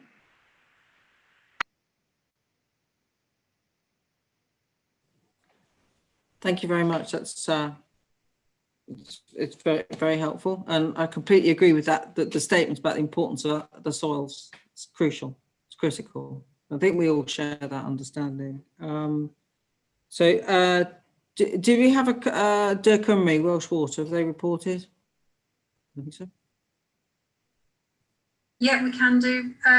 Thank you.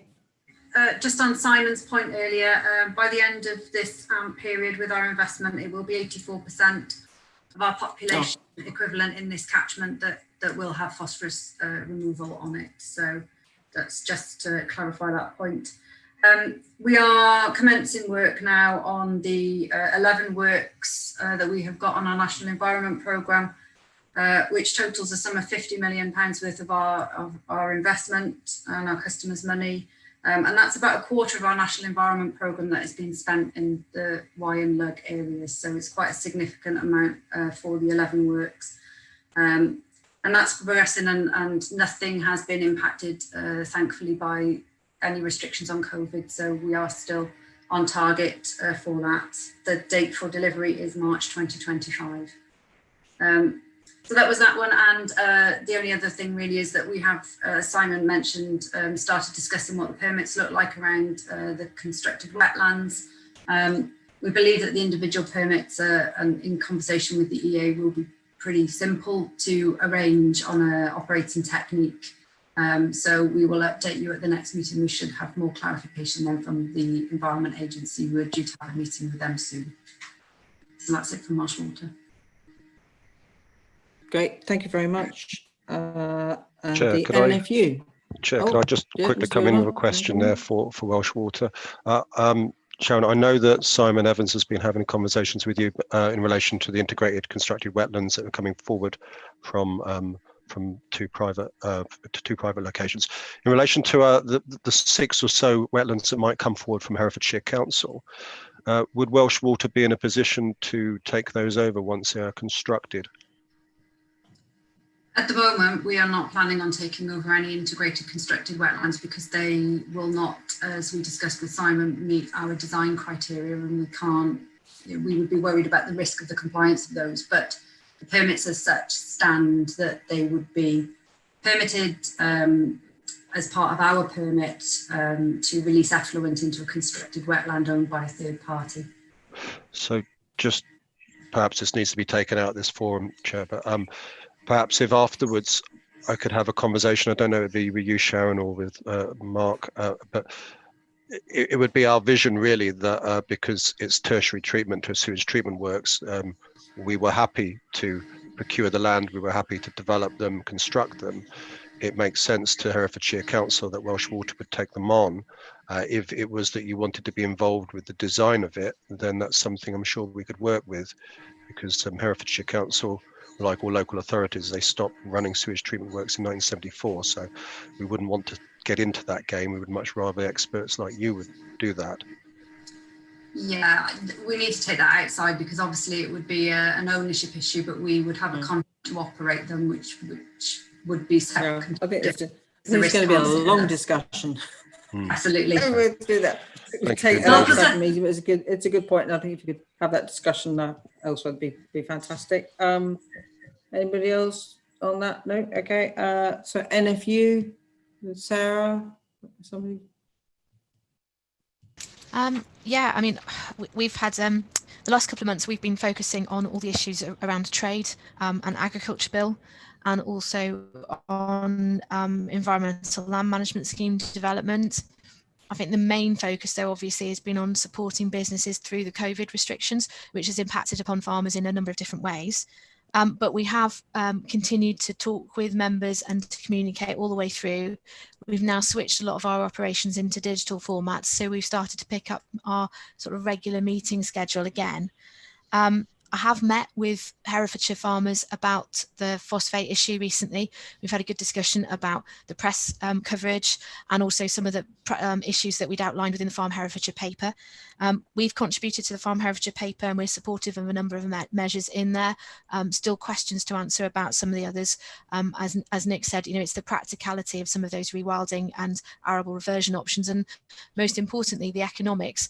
Because from our point of view, the most important thing is that we enable people within Herefordshire to keep producing food, because if we're not producing food locally, we're going to be importing it from elsewhere with different standards to what we have in the UK. So that level playing field aspect is really important for us. In terms of phosphate and phosphate management, I had sent out an update and a briefing to our members at Christmas time, updating them to where we were with the situation and pushing those messages about soil health and phosphate management. I'm going to do an update to that. Members have requested that. They're keen to have more information and more knowledge. So that will lead into another piece of work that we're going to look at over the next coming months, to look at other forms of on-farm technology, because while soil management is critical, there are potentially other things that we could do too, and other forms of technology that we could bring on, and that would we then would hopefully, if we increase our knowledge, would be in a better position to ask for sources of funding to support that work, because as you probably know, it's incredibly limited in terms of what grant support there is for phosphate management at this stage, but it's an area that we'd like to look into.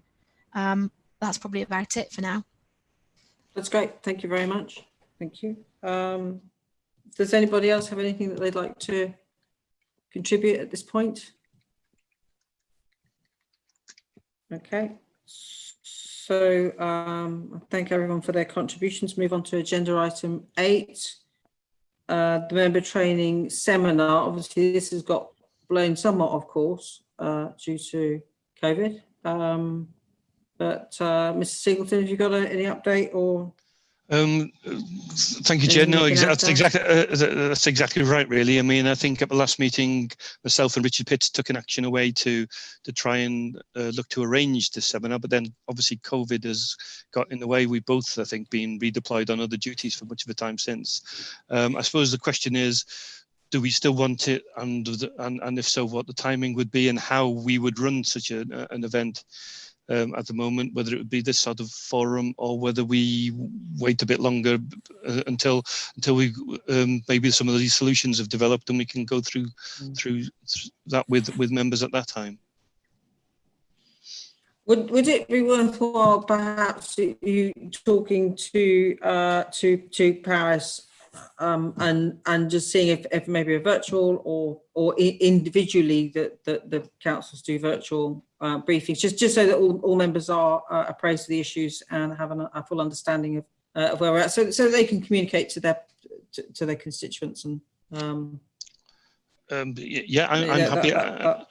I'm happy to do that. It might be possible to do something. Yeah, it might. Yeah. I'm happy to do that, and maybe we can combine that with some of the discussions that Peter's going to have with Mark moving forward. So, yeah. Yeah. Yeah, sorry, that's great. We have to assume we may be in this virtual world for a while. Yes. Yeah, no, let's plan something. So I'm more than happy to talk. Okay. We'll arrange. We'll do something. Yeah, and we'll plan it out. Okay. Yeah. Yeah, that'd be fantastic. Thank you very much, Mr. Morris. Okay, so agenda item 9, questions from the public, at which point I'll have to rely on...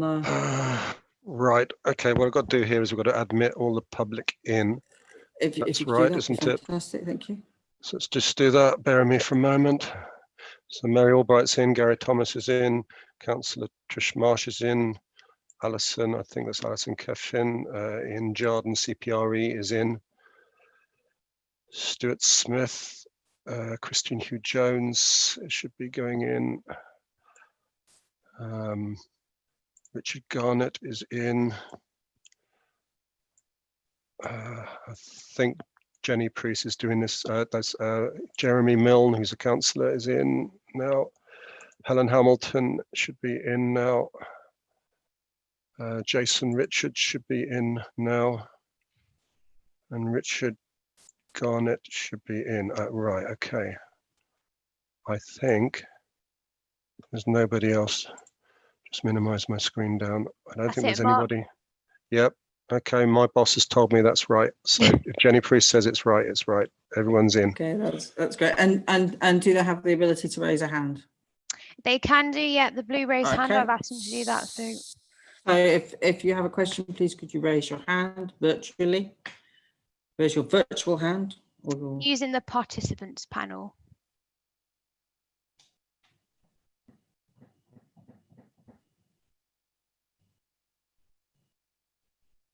There we go, we've got one. Okay, we have a hand from Mary Albright. We need to unmute her. So, yeah, if you could unmute. So that's Mary, it'll be down as. Yep, she's unmuted. Albright. Mary, can you hear us? Hey, Mary? I can hear you. Can you hear me? Yes, we can hear you and see you. Hello. Yes. Hello, everybody. Councillor Singlehurst, did you want to let the questions I sent you earlier, did you want to go through those later on, or shall I reiterate them? I think you can bring them now if you would be so kind. Okay, I might need to bring up the other piece of paper, so you might need to go to somebody else. But I have just got a couple of points that forgive me for raising them. They might be something that's kind of just a detail that isn't that important. Mark mentioned the funding from the new homes bonus going towards the wetlands. Can we just reiterate that the new homes bonus is money that is gifted by the government for every new house developed? So it's a pot of money that housing facilitation has given you. It's not council taxpayers' money, just that these things get taken out of this arena and people will think that council taxpayers are paying for people to build houses, which it's a semantics, but it's not quite right. And also this is more to do with, I suppose, my sensitivity being the kind of the industry that's being penalised at the moment, if you like, when people say things about having a level playing field or kind of protecting their economic viability, and not being able to do certain things because they're worried about how their industry might be impacted in the future. There is currently a huge Herefordian industry with various sectors covering a multitude of disciplines that are being disadvantaged terribly, which turns out for a reason that they haven't actually caused themselves. So when the board is speaking, if they can just be mindful that there are perhaps other people not within the farming community or not within the kind of agency type arena that will be watching thinking, that doesn't sound quite fair, or that doesn't sound as proportional as it should do. Like I say, it's a sensitive issue for me personally, but I just wanted to make sure that people were aware that sometimes the language coming out might not sound as you intended. But I'll go back to other people's questions, Alyssa, and I'll bring up the formal questions from the lobby group. All right, thank you, Mary. I completely take on board your comments and thank you for them. That's okay. Okay. So if we go to March's planning, Helen Hamilton. And Mary, you can come back in when you've got your questions. Okay, am I unmuted? Can you hear me? Yes, I can hear you. Hello. Okay, my first question really is about water abstraction. I've seen no mention of this anywhere. It's mentioned repeatedly in Natural England's plans of conservation objectives for the River Wye. It's something that I've been very conscious of this spring, which was very dry, where the fields around me were being watered to real excess. I mean, to the point where potatoes were being washed out of the fields into the river. And there doesn't seem to be any consideration of the problem. I know that there was potentially an Environment Agency review of abstraction licenses, but I'm not hearing anything about this. And my second question was perhaps not entirely related to this, but I do have some concerns about the proposed combined heat and power plant and about the sort of knock-on effects of that kind of development, of the amount of maize or whatever other green material would go into that, and the potential soil implications and highway implications of that as well. Those are my questions. Thank you very much, Mr. Hamilton. So I think it'd be an EA reply, please, on abstraction. And it is something that sort of I've been alerted to by another member who had noted very high level, that it was fine because it was actually a third above the level it would have to be in order to suspend the abstraction, although it was described as being unusually low, which sort of makes me go, how low is low? You have to be like the Sahara before you suspend abstraction. So I would appreciate comment from Dave Troop or EA, whoever, on that. Yeah, it'll have to be a general one, Chair. I'm less briefed on this. Abstraction is without doubt a big issue for us, and it is an issue particularly on the Wye. We do have a abstractors group, and we are looking at current licenses, current abstraction, current hands-off levels, which is probably what you're referring to, Chair, and also the threshold for Section 27, which is where we can stop abstraction when the river reaches a critical stage. All that is being reviewed at the moment. I think there is due to be a meeting fairly soon with the Wye abstractors group, but I'm afraid I haven't got the detail on it. All I can assure you is that we are seriously thinking about abstraction. Could you bring an update to the board next meeting on abstraction? Yeah, by all means, and by then I think we will have had the findings of the review and have met with the abstractors group, so it'll probably be good timing.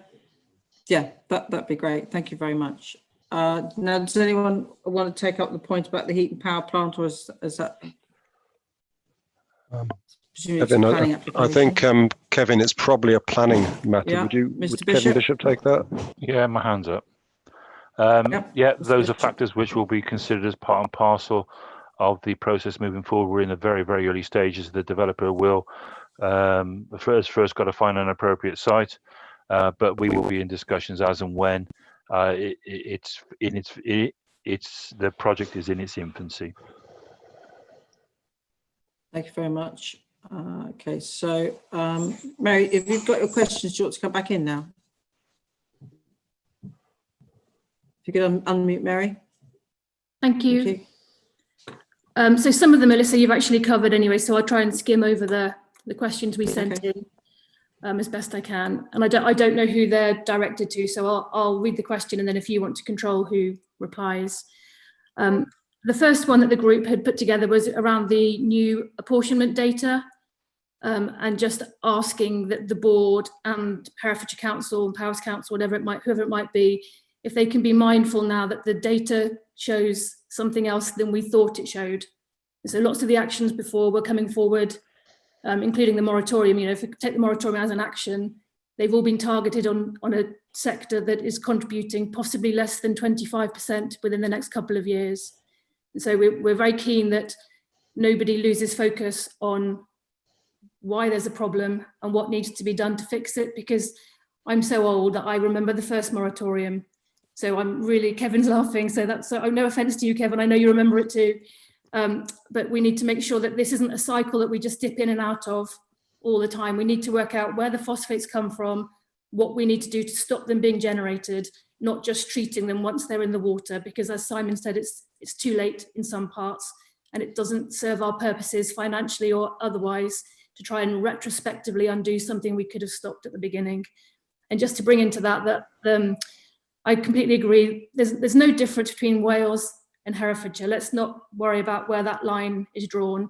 We've all got to work in the same direction. And unfortunately, we have a moratorium, but whatever we need to do as a lobby group to help move that forward, we're here to do it. So just if we could just all bear in mind the data showing the proportionment is now different. The next one was about the interim plan and the phosphate calculator, which I know Mark and Kevin and yourself are going to be bored with me asking this. But we need specifics now. We need to know when it's coming, who's responsible for it, who's been commissioned to write it, what status is it going to have? Is it going to be statutory? Is it going to be guidance? But primarily, when can it come and when can it be used? Because, you know, we're now on month 10, is it, of a moratorium? I would challenge you all to find an industry that could withstand being prevented from trading for that amount of time during flooding, phosphates, COVID, Brexit. You know, that it's untenable. We really need to know the specifics now if you can. Like I say, I think I've written them down as what's the purpose of the plan, when's it going to be commissioned, who's responsible for it, what stages are there consultation phases we need to be prepped for.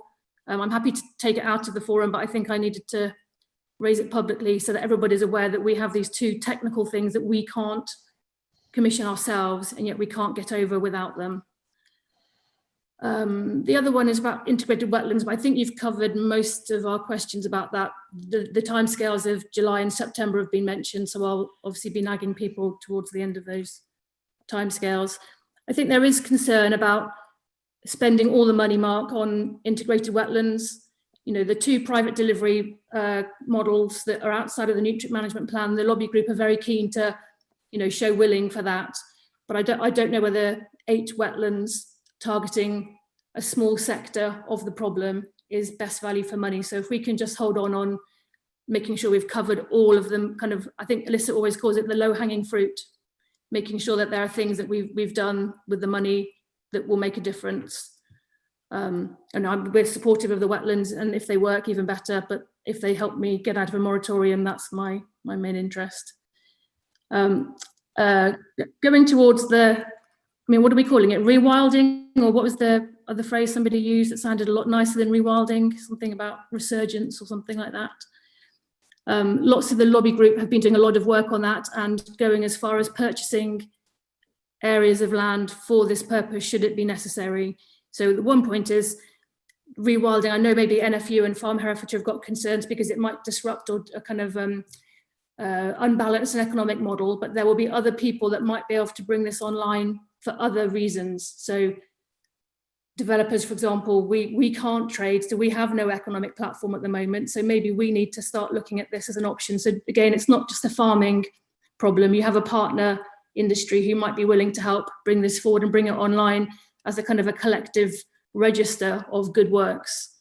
So it doesn't have to be a farming thing, but I think it has got a lot of merit and it's got a lot of knock-on benefits as well. So it needs to stay on the table and be something that maybe is elevated as a principle. Finally, so these aren't really questions, are they? Just me talking at you, sorry. There are questions in there somewhere if anybody wants to have a go at them. The measurement of progress is the other thing that we're all a bit worried about, because obviously until fairly recently, the narrative was quite specifically different. It was a sewage treatment works, Welsh water, housing problem, and quite quickly it shifted and it's now a different kind of problem. I'm being very careful with how I say what kind of problem. It's a different kind of problem that we've all got to work together to fix. But I think we're all a bit worried about how quickly things can change and how do we measure what action is doing the right work. And basically what I'm asking you is, at what point do you have data that you can release this moratorium? And what is the trigger point for this moratorium being lifted? If Powys haven't had to place the moratorium, is the moratorium in Herefordshire actually doing anything? Does anybody on the board think it's viable? Is it worth it? Is it a productive mechanism to restore water quality? But if anybody has got any answer about the measurement taking place so that we know at some point you can get approval to build homes, that would be ideal as well. So we need to keep an eye on the kind of trigger point. And I think, Alyssa, I have got about 5 other pages, as you probably can imagine, but I won't keep going because I can see Kevin's. Do you know what? But by all means, send your pages in though, and we'll get written responses. I think I sent Jim originally 30 questions, and then Jim very kindly edited it down to 5 for me. So that's how many I've got there. Okay, all right, that's fine. So, Mr. Willimont, are we able to bring any more clarity to the timing of the MOU and the interim plan? Okay, well, I'll do my best. I mean, I think some of the questions probably span multi-agencies, and obviously we are just one of the councils on the catchment, although I appreciate that for Mary's group, we are the council. So the comment about the 50-50, which was agriculture to housing, source diffuse. Yeah, we've had that conversation earlier with Dave Throop, haven't we? And we're aware that that might be different. We're still advised, however, that wetlands are still something which we would want to pursue because it will have an impact and it's something that we can actually deliver. In relation to the interim plan, conversation earlier on with my head of service for environment, it looks like an end of July sign off. So at that point we would then be going to out to tender to find a consultancy that can do that piece of work for us. How long that would take, Mary, I can't say, but I would expect it to be done very similar to a piece of work that was in Wiltshire, although obviously we know things differently now to perhaps several years ago when that was written, so it would probably build upon that. But it'd be a significant piece of work, and we talked about the interim plan that Wiltshire and others had for the River Avon at the last board meeting, and I think we're all very impressed with the understanding and therefore certainty, which is the word we're looking for, would come from that. So I would like to think that certainty would come in this calendar year from the interim plan, but until we actually procure and set out the actual terms, we won't know on their timing. Whoever might be getting that contract. There was concern, and I totally get that, Mary, in relation to, is it the best use of the new homes bonus to spend that on wetlands? It is something within our gift that we can do, something that our administration felt very strongly about. We have no statutory powers in relation to regulation of water quality or habitat per se, like the Environment Agency and Natural England is, but what we can do for Herefordshire Council is potentially go out and build some infrastructure in a way that we'd be guided by our partners that would be very effective. And I must admit, from what I understand, they work particularly well in hot sunny weather and dry flow. Rewilding, or I think it was it arable reversion? I think it might have been written as, yeah, it's good, isn't it? I was going to look that up later on too. No. I know it's a mute subject because it would essentially take out some agricultural land, wouldn't it, out of use. And I know the one thing that we don't want to do is to obviously reduce as much. You know, we wouldn't want to reduce food being grown locally, but likewise, if there is land that isn't perhaps most suitable and is particularly high impact, I think Dave Throop or Jenny Gamble earlier on mentioned about a very steep land that was used for ploughed purposes, for being ploughed, you know, things like that. That might be very useful, and if that comes forward, that could be something that I know Helen Stace and Andrew Nixon are probably on this board at the moment. We could probably work with partners like that, and we could spend some of that money on rewilding. And remember, it's not just phosphates. We could also sequester carbon potentially if there was planting of woodland, and we could, you know, encouraging tourism as a consequence of that, which would have impact upon whole communities and would benefit a number of us. So we are very interested in that, but clearly that's something that we would be considering as part of the action plan. Measurement of the progress previously on sewage treatment works and housing. I think that goes in, I think that question there relates to sewage treatment works and housing considered to be 50% of the problem, and where we go with that. Well, I think our interim plan will tell us whether or not, well, what percentage that will be, and that will help guide us. And if indeed it is not housing that's the problem, we would be looking elsewhere, and we would be given the governance to basically go out and spend perhaps more usefully that money. But at the moment, working with partners such as Wye and Usk Foundation, we think that integrated community constructed wetlands and potential some rewilding might be a good way of doing that in offsetting, but there are other things that potentially could be done. And the last question, at what point, yeah, the $1 million question, at what point will the moratorium be lifted? It's a word called certainty. And Natural England and Herefordshire Council are working incredibly closely together, and actually we do both want to resolve this problem. I mean, primarily this problem exists because it's water quality, and unfortunately housing and development is just a byproduct of this, and the moratorium here is because of, quite rightly, Natural England's concerns about the 2027 target not being met. So therefore, on the precautionary principle, it stopped that, at which point there will be certainty enough to lift that. Herefordshire Council will be taking a view on that, but I would, as an officer, I would be saying at a point where we have got land that's procured or options for, and that we have the report through our governance process, and therefore we have the permission to go out and construct. I and other officers personally don't feel that we need to complete these wetlands. I think we just need to know that they will be delivered. And I'm certain that Natural England may also take a very pragmatic view, because as Simon says, it might take a year or 2 years for them to become fully operational.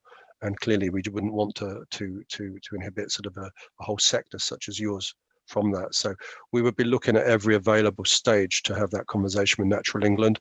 And clearly and I've had this conversation before, but it is a Herefordshire Council decision about whether or not we do progress. It's Herefordshire Council it's not Natural England that have per se actually caused the moratorium. They're just not happy to sign off the appropriate assessment, habitat risk assessment work. Our legal advice would advise us against disregarding such a comment from a statutory statutory consultee such as them. So it's Herefordshire Council's decision, but at a certain point, Herefordshire Council might take the view that the risk is such that we will go back and we will start processing those applications. But the close working we have with Natural England, I'd like to think that would be a joined up approach rather than taking unilateral action on that.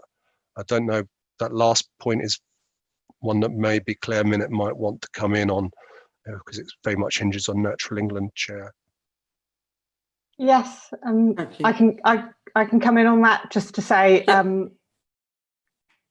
I completely support what you're saying about certainty. We're working really closely with you. We will take a pragmatic approach, looking at that case law in order to ensure that the advice we give is robust, but also pragmatic. So we've talked about, I won't go into all the detail around the levels of certainty required, but exactly as you say, Mark,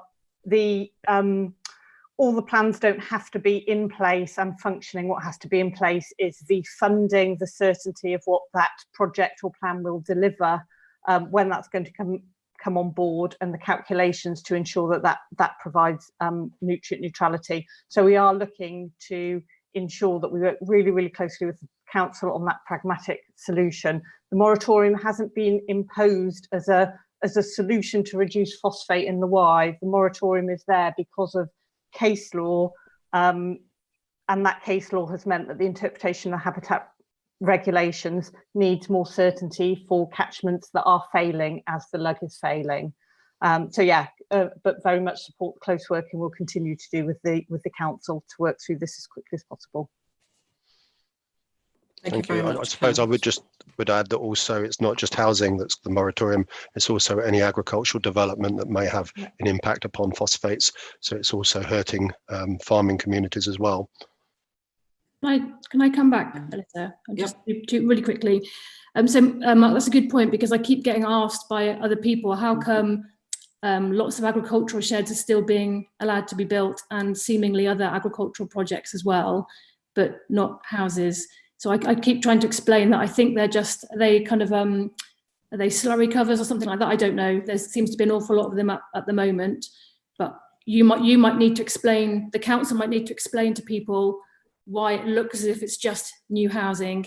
When I say new housing, we've got like 50 affordable houses in Leominster. We've got self-builders stuck with mortgages that they can't work on, all sorts of different spectrum, and yet they're looking. And again, this is why the board, it's quite interesting that maybe the perspective of other people is different from the kind of fairly land management farming type board kind of environment that you've got there. There is a different perspective, and I don't know what to tell them when they ask me these questions sometimes. So that's just one thing, but yeah, maybe an explanation about the difference between why some things are getting approved and other things aren't might be helpful, especially if it comes to why things are allowed to be built in Wales but not in England. And the other thing about, maybe Claire, this is for you. You said that when you needed certainty, but if the Welsh Water projection of works coming in online by 2025 reduces the sewage treatment phosphate by that significant amount, I can't remember what it was, but it was in one of the charts. It was quite impressive. Is that not certainty now, or is that?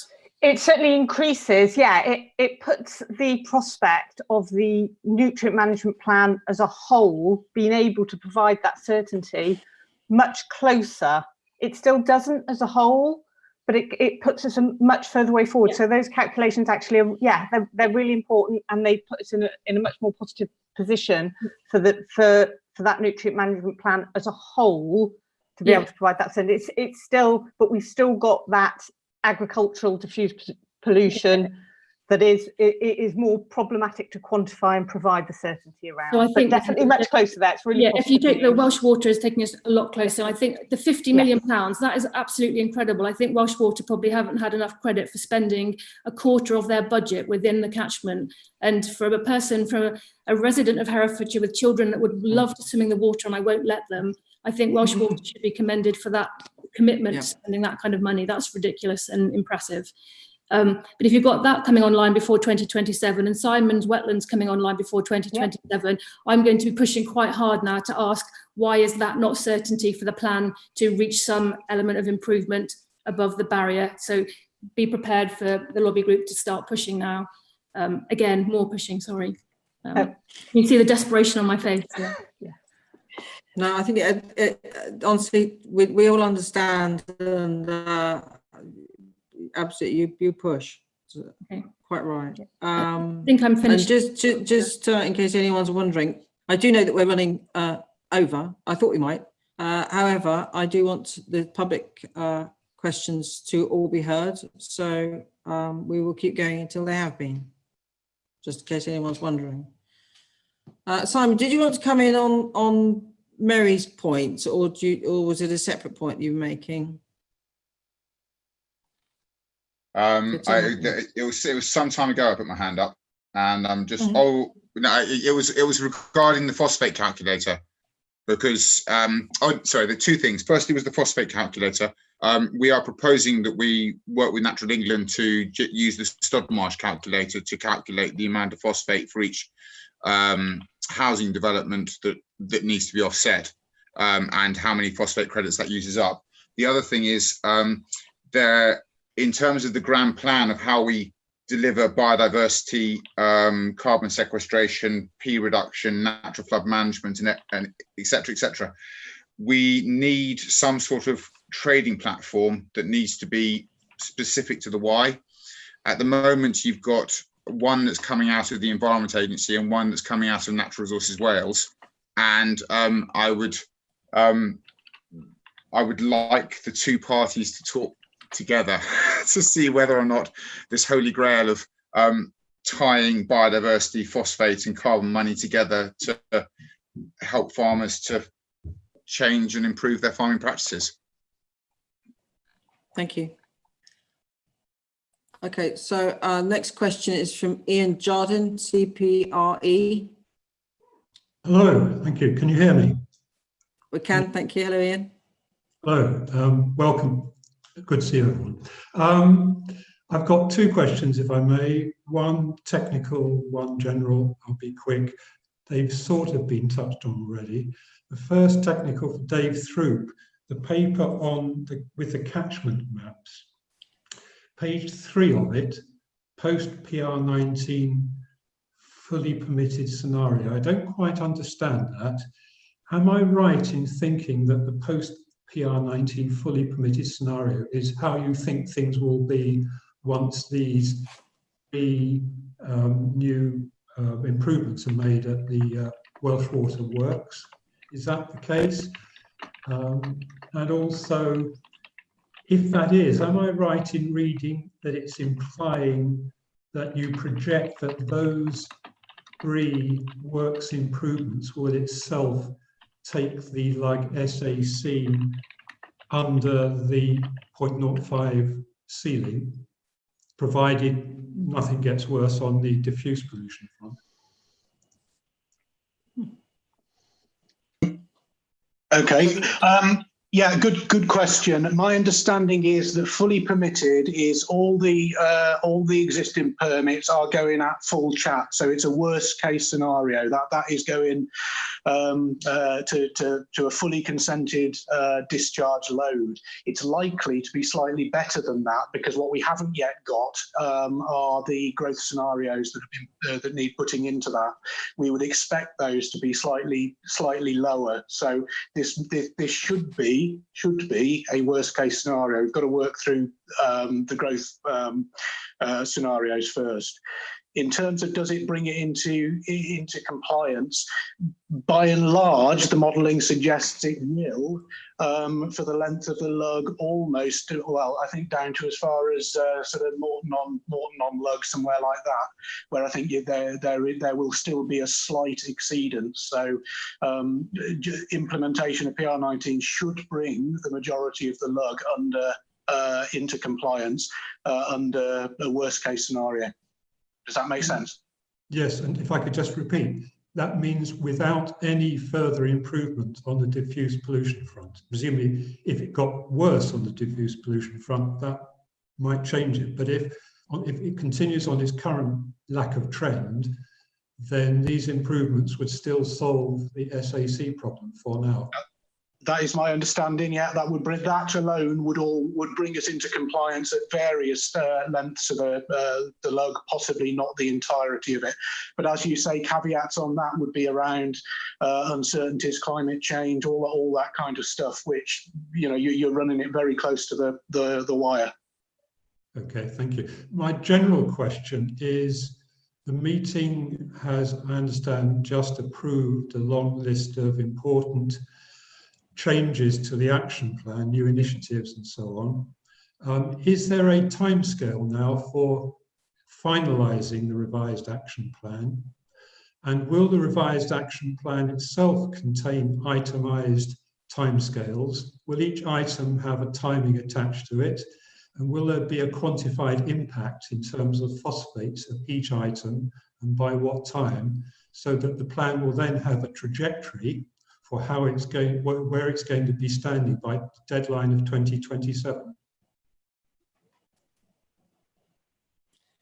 End of question. Okay, no, yeah, no, it's a good question. I think the recommendations come up, as it were, from the tag. So probably this is one for the chair of the tag as to how precise the timings are likely to be. Some things are going to be rather simpler to quantify in terms of impact on phosphate, and also the timing of the delivery of that impact. But I agree with you that I think wherever possible, I would like to see the suggestions come forward with, as it were, ownership and accountability and a timescale, timeframe, and predicted impact on the problem. That would be what I would like to see. So I wonder if Jenny Gamble or someone from the tag would like to comment on that. Yeah, it's Jenny Gamble here. I can comment on that. Yeah, I think, as has just been said, I think some of the items that are going to be added to the action plan are much easier to quantify and put timescales on. So things like integrated wetlands, there's been a lot of calculations around that. And we've already heard today there's quite detailed information on, when they're likely to be, applying for planning permission, and when that's likely to be, they're likely to be installed, and how long they will take to start taking up some of that phosphate. So I think some of the items like that on the action plan are, we can put amounts and timescales on. Some of the other items, such as looking at farming rules for water and other regulations, obviously they're much harder to put, timescale wise. That is that as an example, that is a continuous thing that we will, do all the time. And it's harder to put amounts of phosphate reduced on some of those items, just because of the nature of, the items are different. But I think, where we can, then, I think it would be sensible to put, more detail and, amounts of phosphate and timings, but that won't be possible for all of those items, I don't think. Thank you. So anything else, Ian? You happy with that? Hang on a sec. Yeah, just to come back to the very basic first question under that, which is, when will the new action plan go live? It's important, isn't it? This is a major revision. Yeah, I mean, it's been and it was due about a year ago, and then we've been sort of had a moving background of data and various things happening, which have and the moratorium. So it needs to come back stronger and more fit for purpose. And I think that the timing of it, we've got the MOU and we've got the interim plan all feeding in at the same time. And I think those will dictate the timing of the final reiteration, because they'll need to feed into it, would be my understanding. Does anyone else want to make a comment on that? No? Okay. So as soon as we possibly can, that's when I would like to see it. As soon as it's possible. Okay, thank you. Okay, thank you. Okay, I have two more questions, one from Christine Hugh-Jones and one from Jim Hicks. So Christine Hugh-Jones has her hand up first, and that's where I'm going next. So Christine.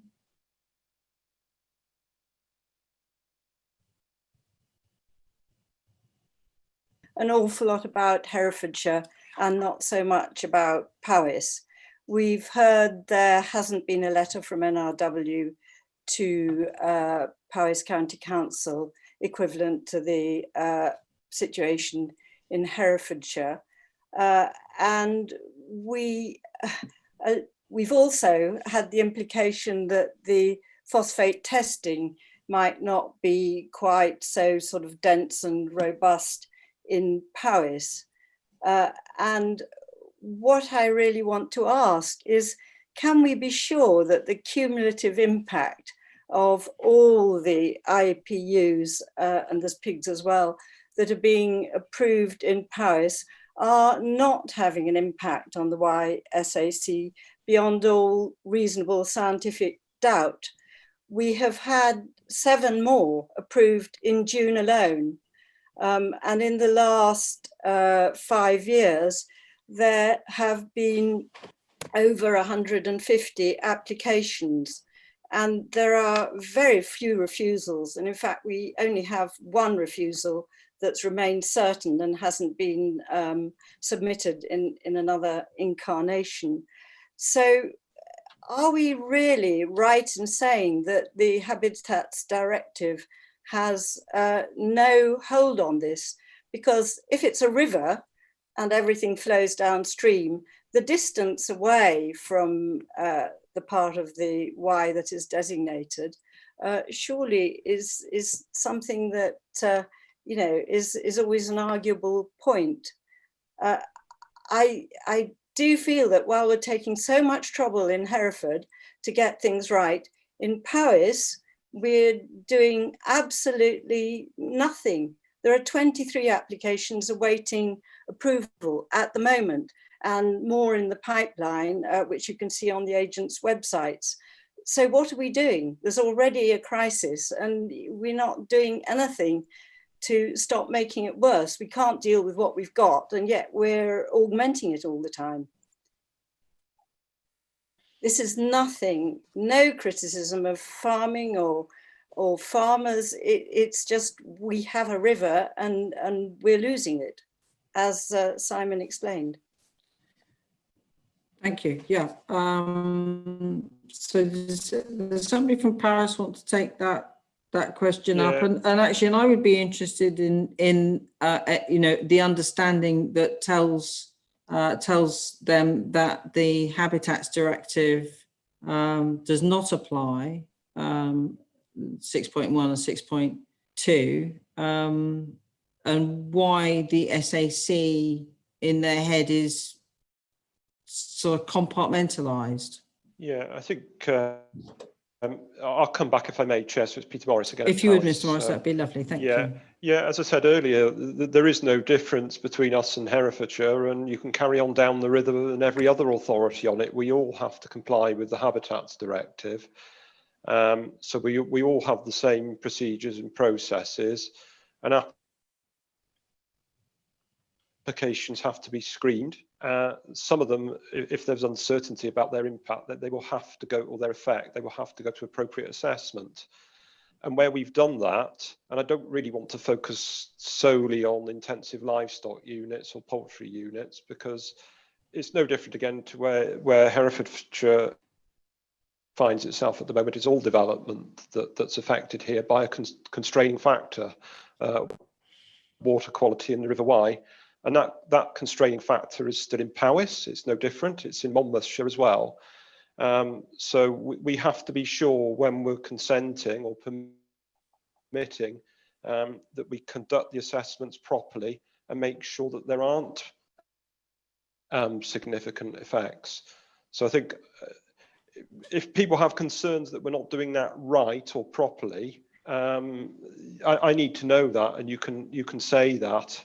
You can challenge it, but at the moment we're working with the evidence that we have available to us, and it's not showing, or we're not seeing pathways. And I've read appropriate assessments for things like intensive livestock units, and we're not seeing pathways that enable phosphate to get into the river.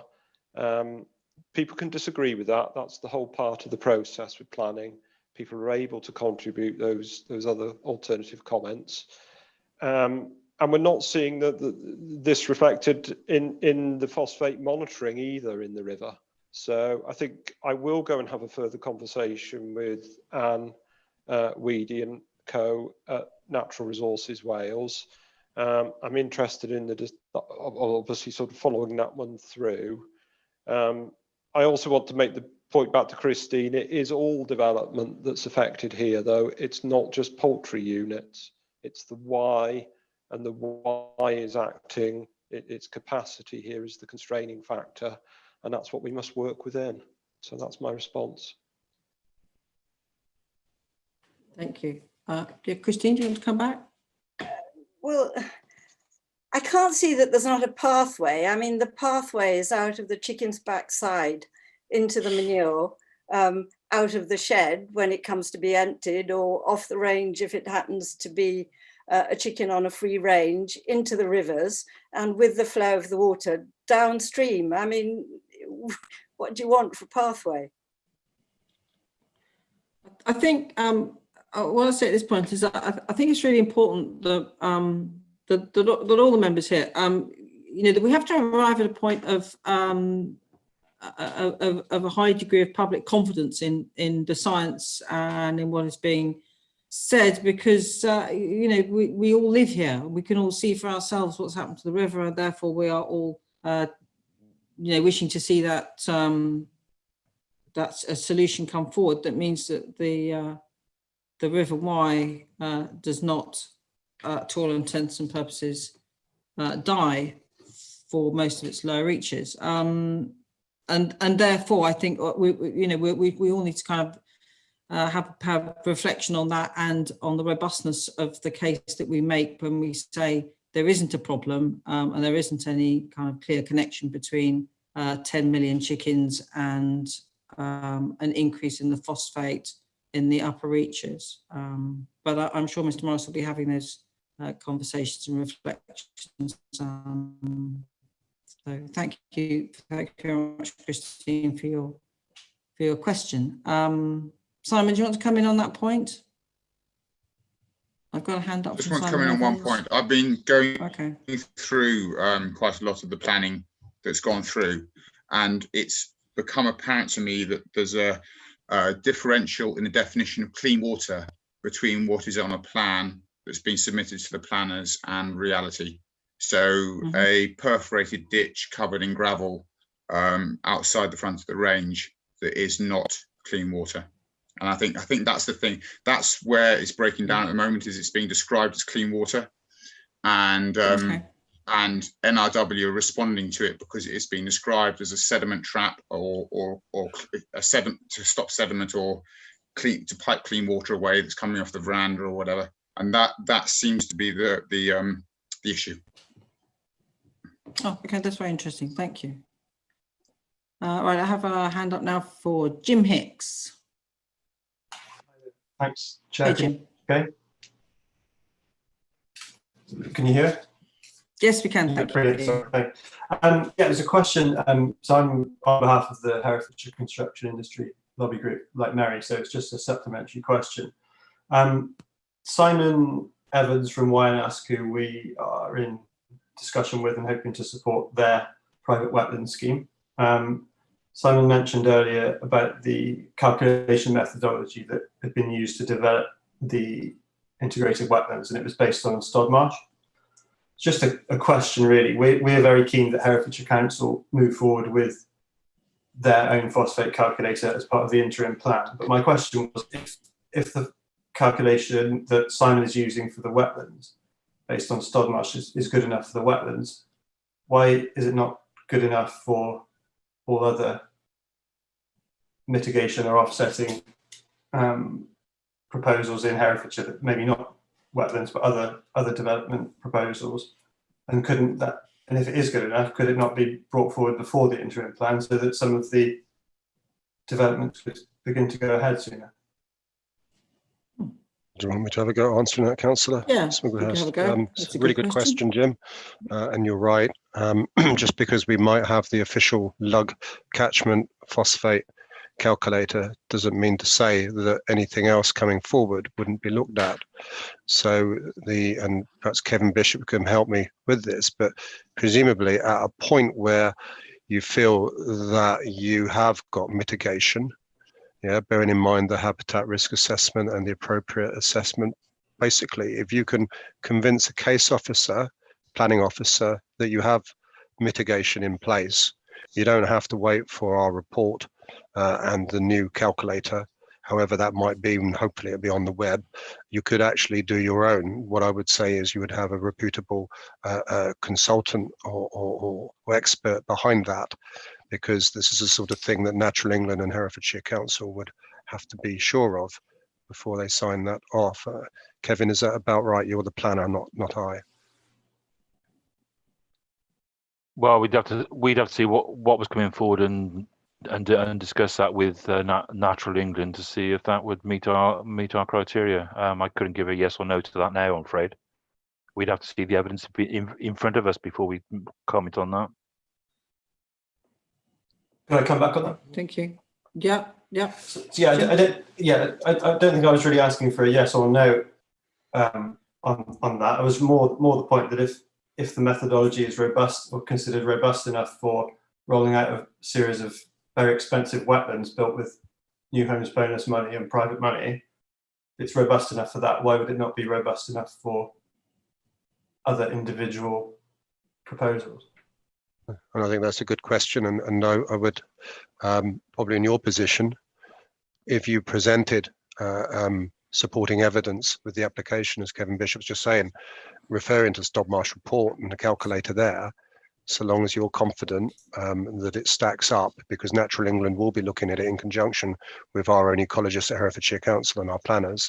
But if you're confident, then yes, you can jump the gun. You don't have to wait for our piece of work, because we are aware that we are holding back a whole housing sector, and it's not our intention to do that.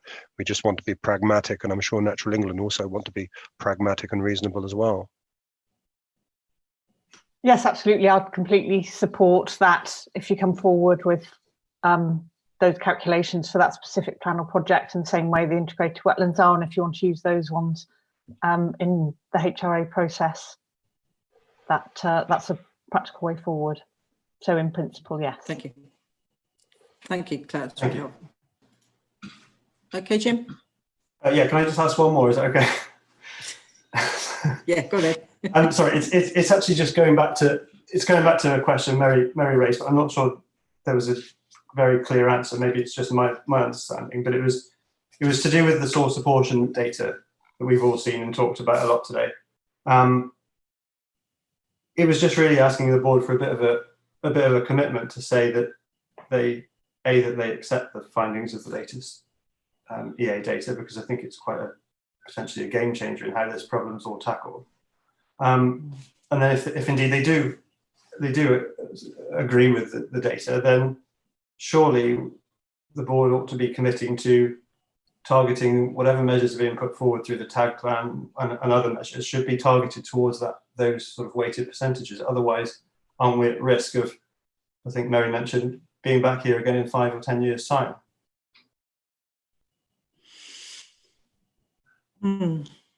Yes, well, I think we do accept the data. Well, I do, I shouldn't really speak for the whole board, but it seems to me that yeah, I've got no reason to doubt the data.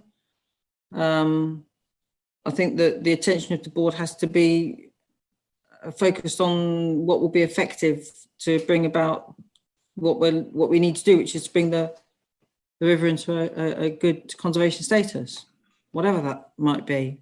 But it seems to me that the room for improvement in the housing sector and the point pollution sewage treatment works due to the level of investment of Doe Cymru and the works that have been ongoing, that potential is getting less and less simply because there's less of it there. And therefore it is inevitable that the agricultural diffuse is going to have to become a focus, simply because we can only do so much with what will be left at the end of the investment period. That would be my take. Has anyone got any comments on that? Does anyone not agree with the source apportionment data? No? Okay. I think for our part, I mean, speaking on behalf of the officers, we're obviously advised by the Environment Agency in this AGIS work, and you're right. I mean, the smaller that the point source becomes, the less impact, I suppose, there is for any mitigation measures relying upon that. So that's where we'd be looking at our partners in Environment Agency and Natural Resources Wales to look at potentially the diffuse sources, which both Herefordshire Council and Powys Council only have control over that through planning, but not through other regulatory matters. So you're right, it's going to be a lot down to, and as Dave Throop said earlier on, stepping up enforcement in relation to farmers. There are obviously some very, very good farmers out there, but there might also be some which will need to be addressed, and hopefully that can be something that can happen as a culture change, which I know partners here, including the NFU and Nick Reed and others, are trying desperately to do. Yeah. So we do have a hand up from Sarah Falkland, the NFU. I think the key thing for us is that, yes, the source apportionment will change when the PR19 improvements come online in the future. The key thing for us is to actually look at the proportion that's coming from agriculture, and I don't think the data is showing us that the proportion will go up, even though the source apportionment changes. So we're committed to trying to support the industry to reduce their phosphate inputs into the system. But it is going to take time. It is not possible to switch it off overnight. It's going to take a long time to drive that down, and we're committed to helping farmers along the way. Thank you. And Dave Throop, do you want to come in on that point? Yeah, I might be stating the obvious here, but we are almost trying to tackle two things at once. We've got the issue of the failing SAC, which is causing us acute problems with the development issues, which we are trying to solve through something that will give us certainty. And unfortunately, we definitely need to focus on agri-diffuse. There's no two ways about it. But whatever tool we use for that is not going to give us the certainty that we need in the short term to release that development. So I'm absolutely committed to tackling agri-diffuse. But even if we were to do that tomorrow, it's not going to buy us the certainty we need in the next few months to get us past the moratorium. So I think we just need to hang on to that really as well. Yeah, that's very helpful. That's it in a nutshell. Thank you. Very, very good. Thanks, Dave. It's very helpful. So I think, Mr. Willimont, have you got a question from Councillor Roger Phillips? I just want to check, is Councillor Phillips here or not? No, he's not. Mark, if you could read that for him, that would be great. He left. Okay, so on a different forum, Cisco Jabber, which we operate here, I have a question I can read. So Councillor Phillips, who's one of our councillors at Herefordshire, in the map shown by David Throop in the identification of sources of phosphate, agriculture, sewage works and other large industry, etc., the comment that by 2025, 84% of the population would be covered by phosphate stripping. So does this include those residences not connected to our main sewage works, or is it just an agricultural figure? So I suppose he's talking there about septic tanks and whether or not that's part of that, Dave. Yeah, the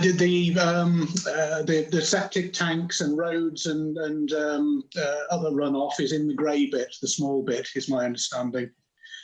So it's captured in the pie charts, but in that other. A relatively small grey bit, I think, includes individual septic tanks and package treatment works, that kind of stuff that isn't going to sewer. Good.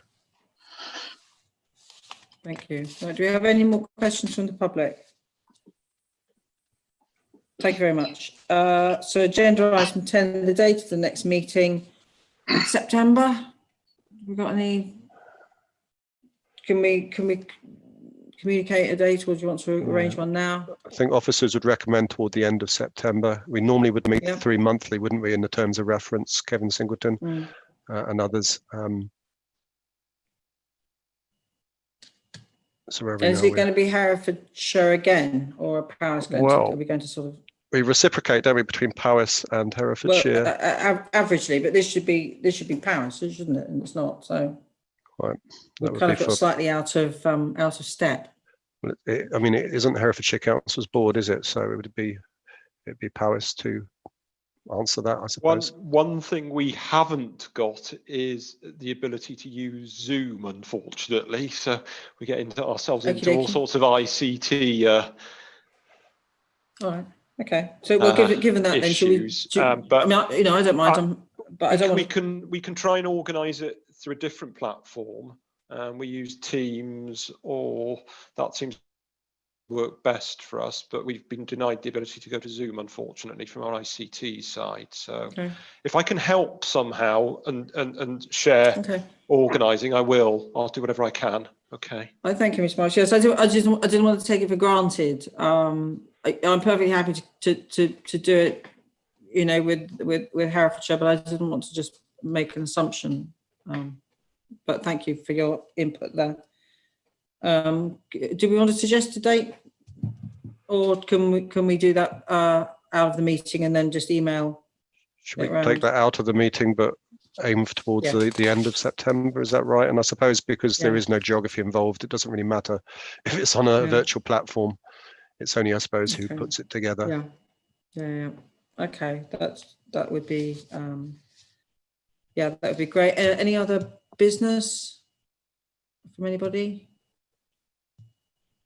No. Okay, marvelous. So it only so left for me to close the meeting.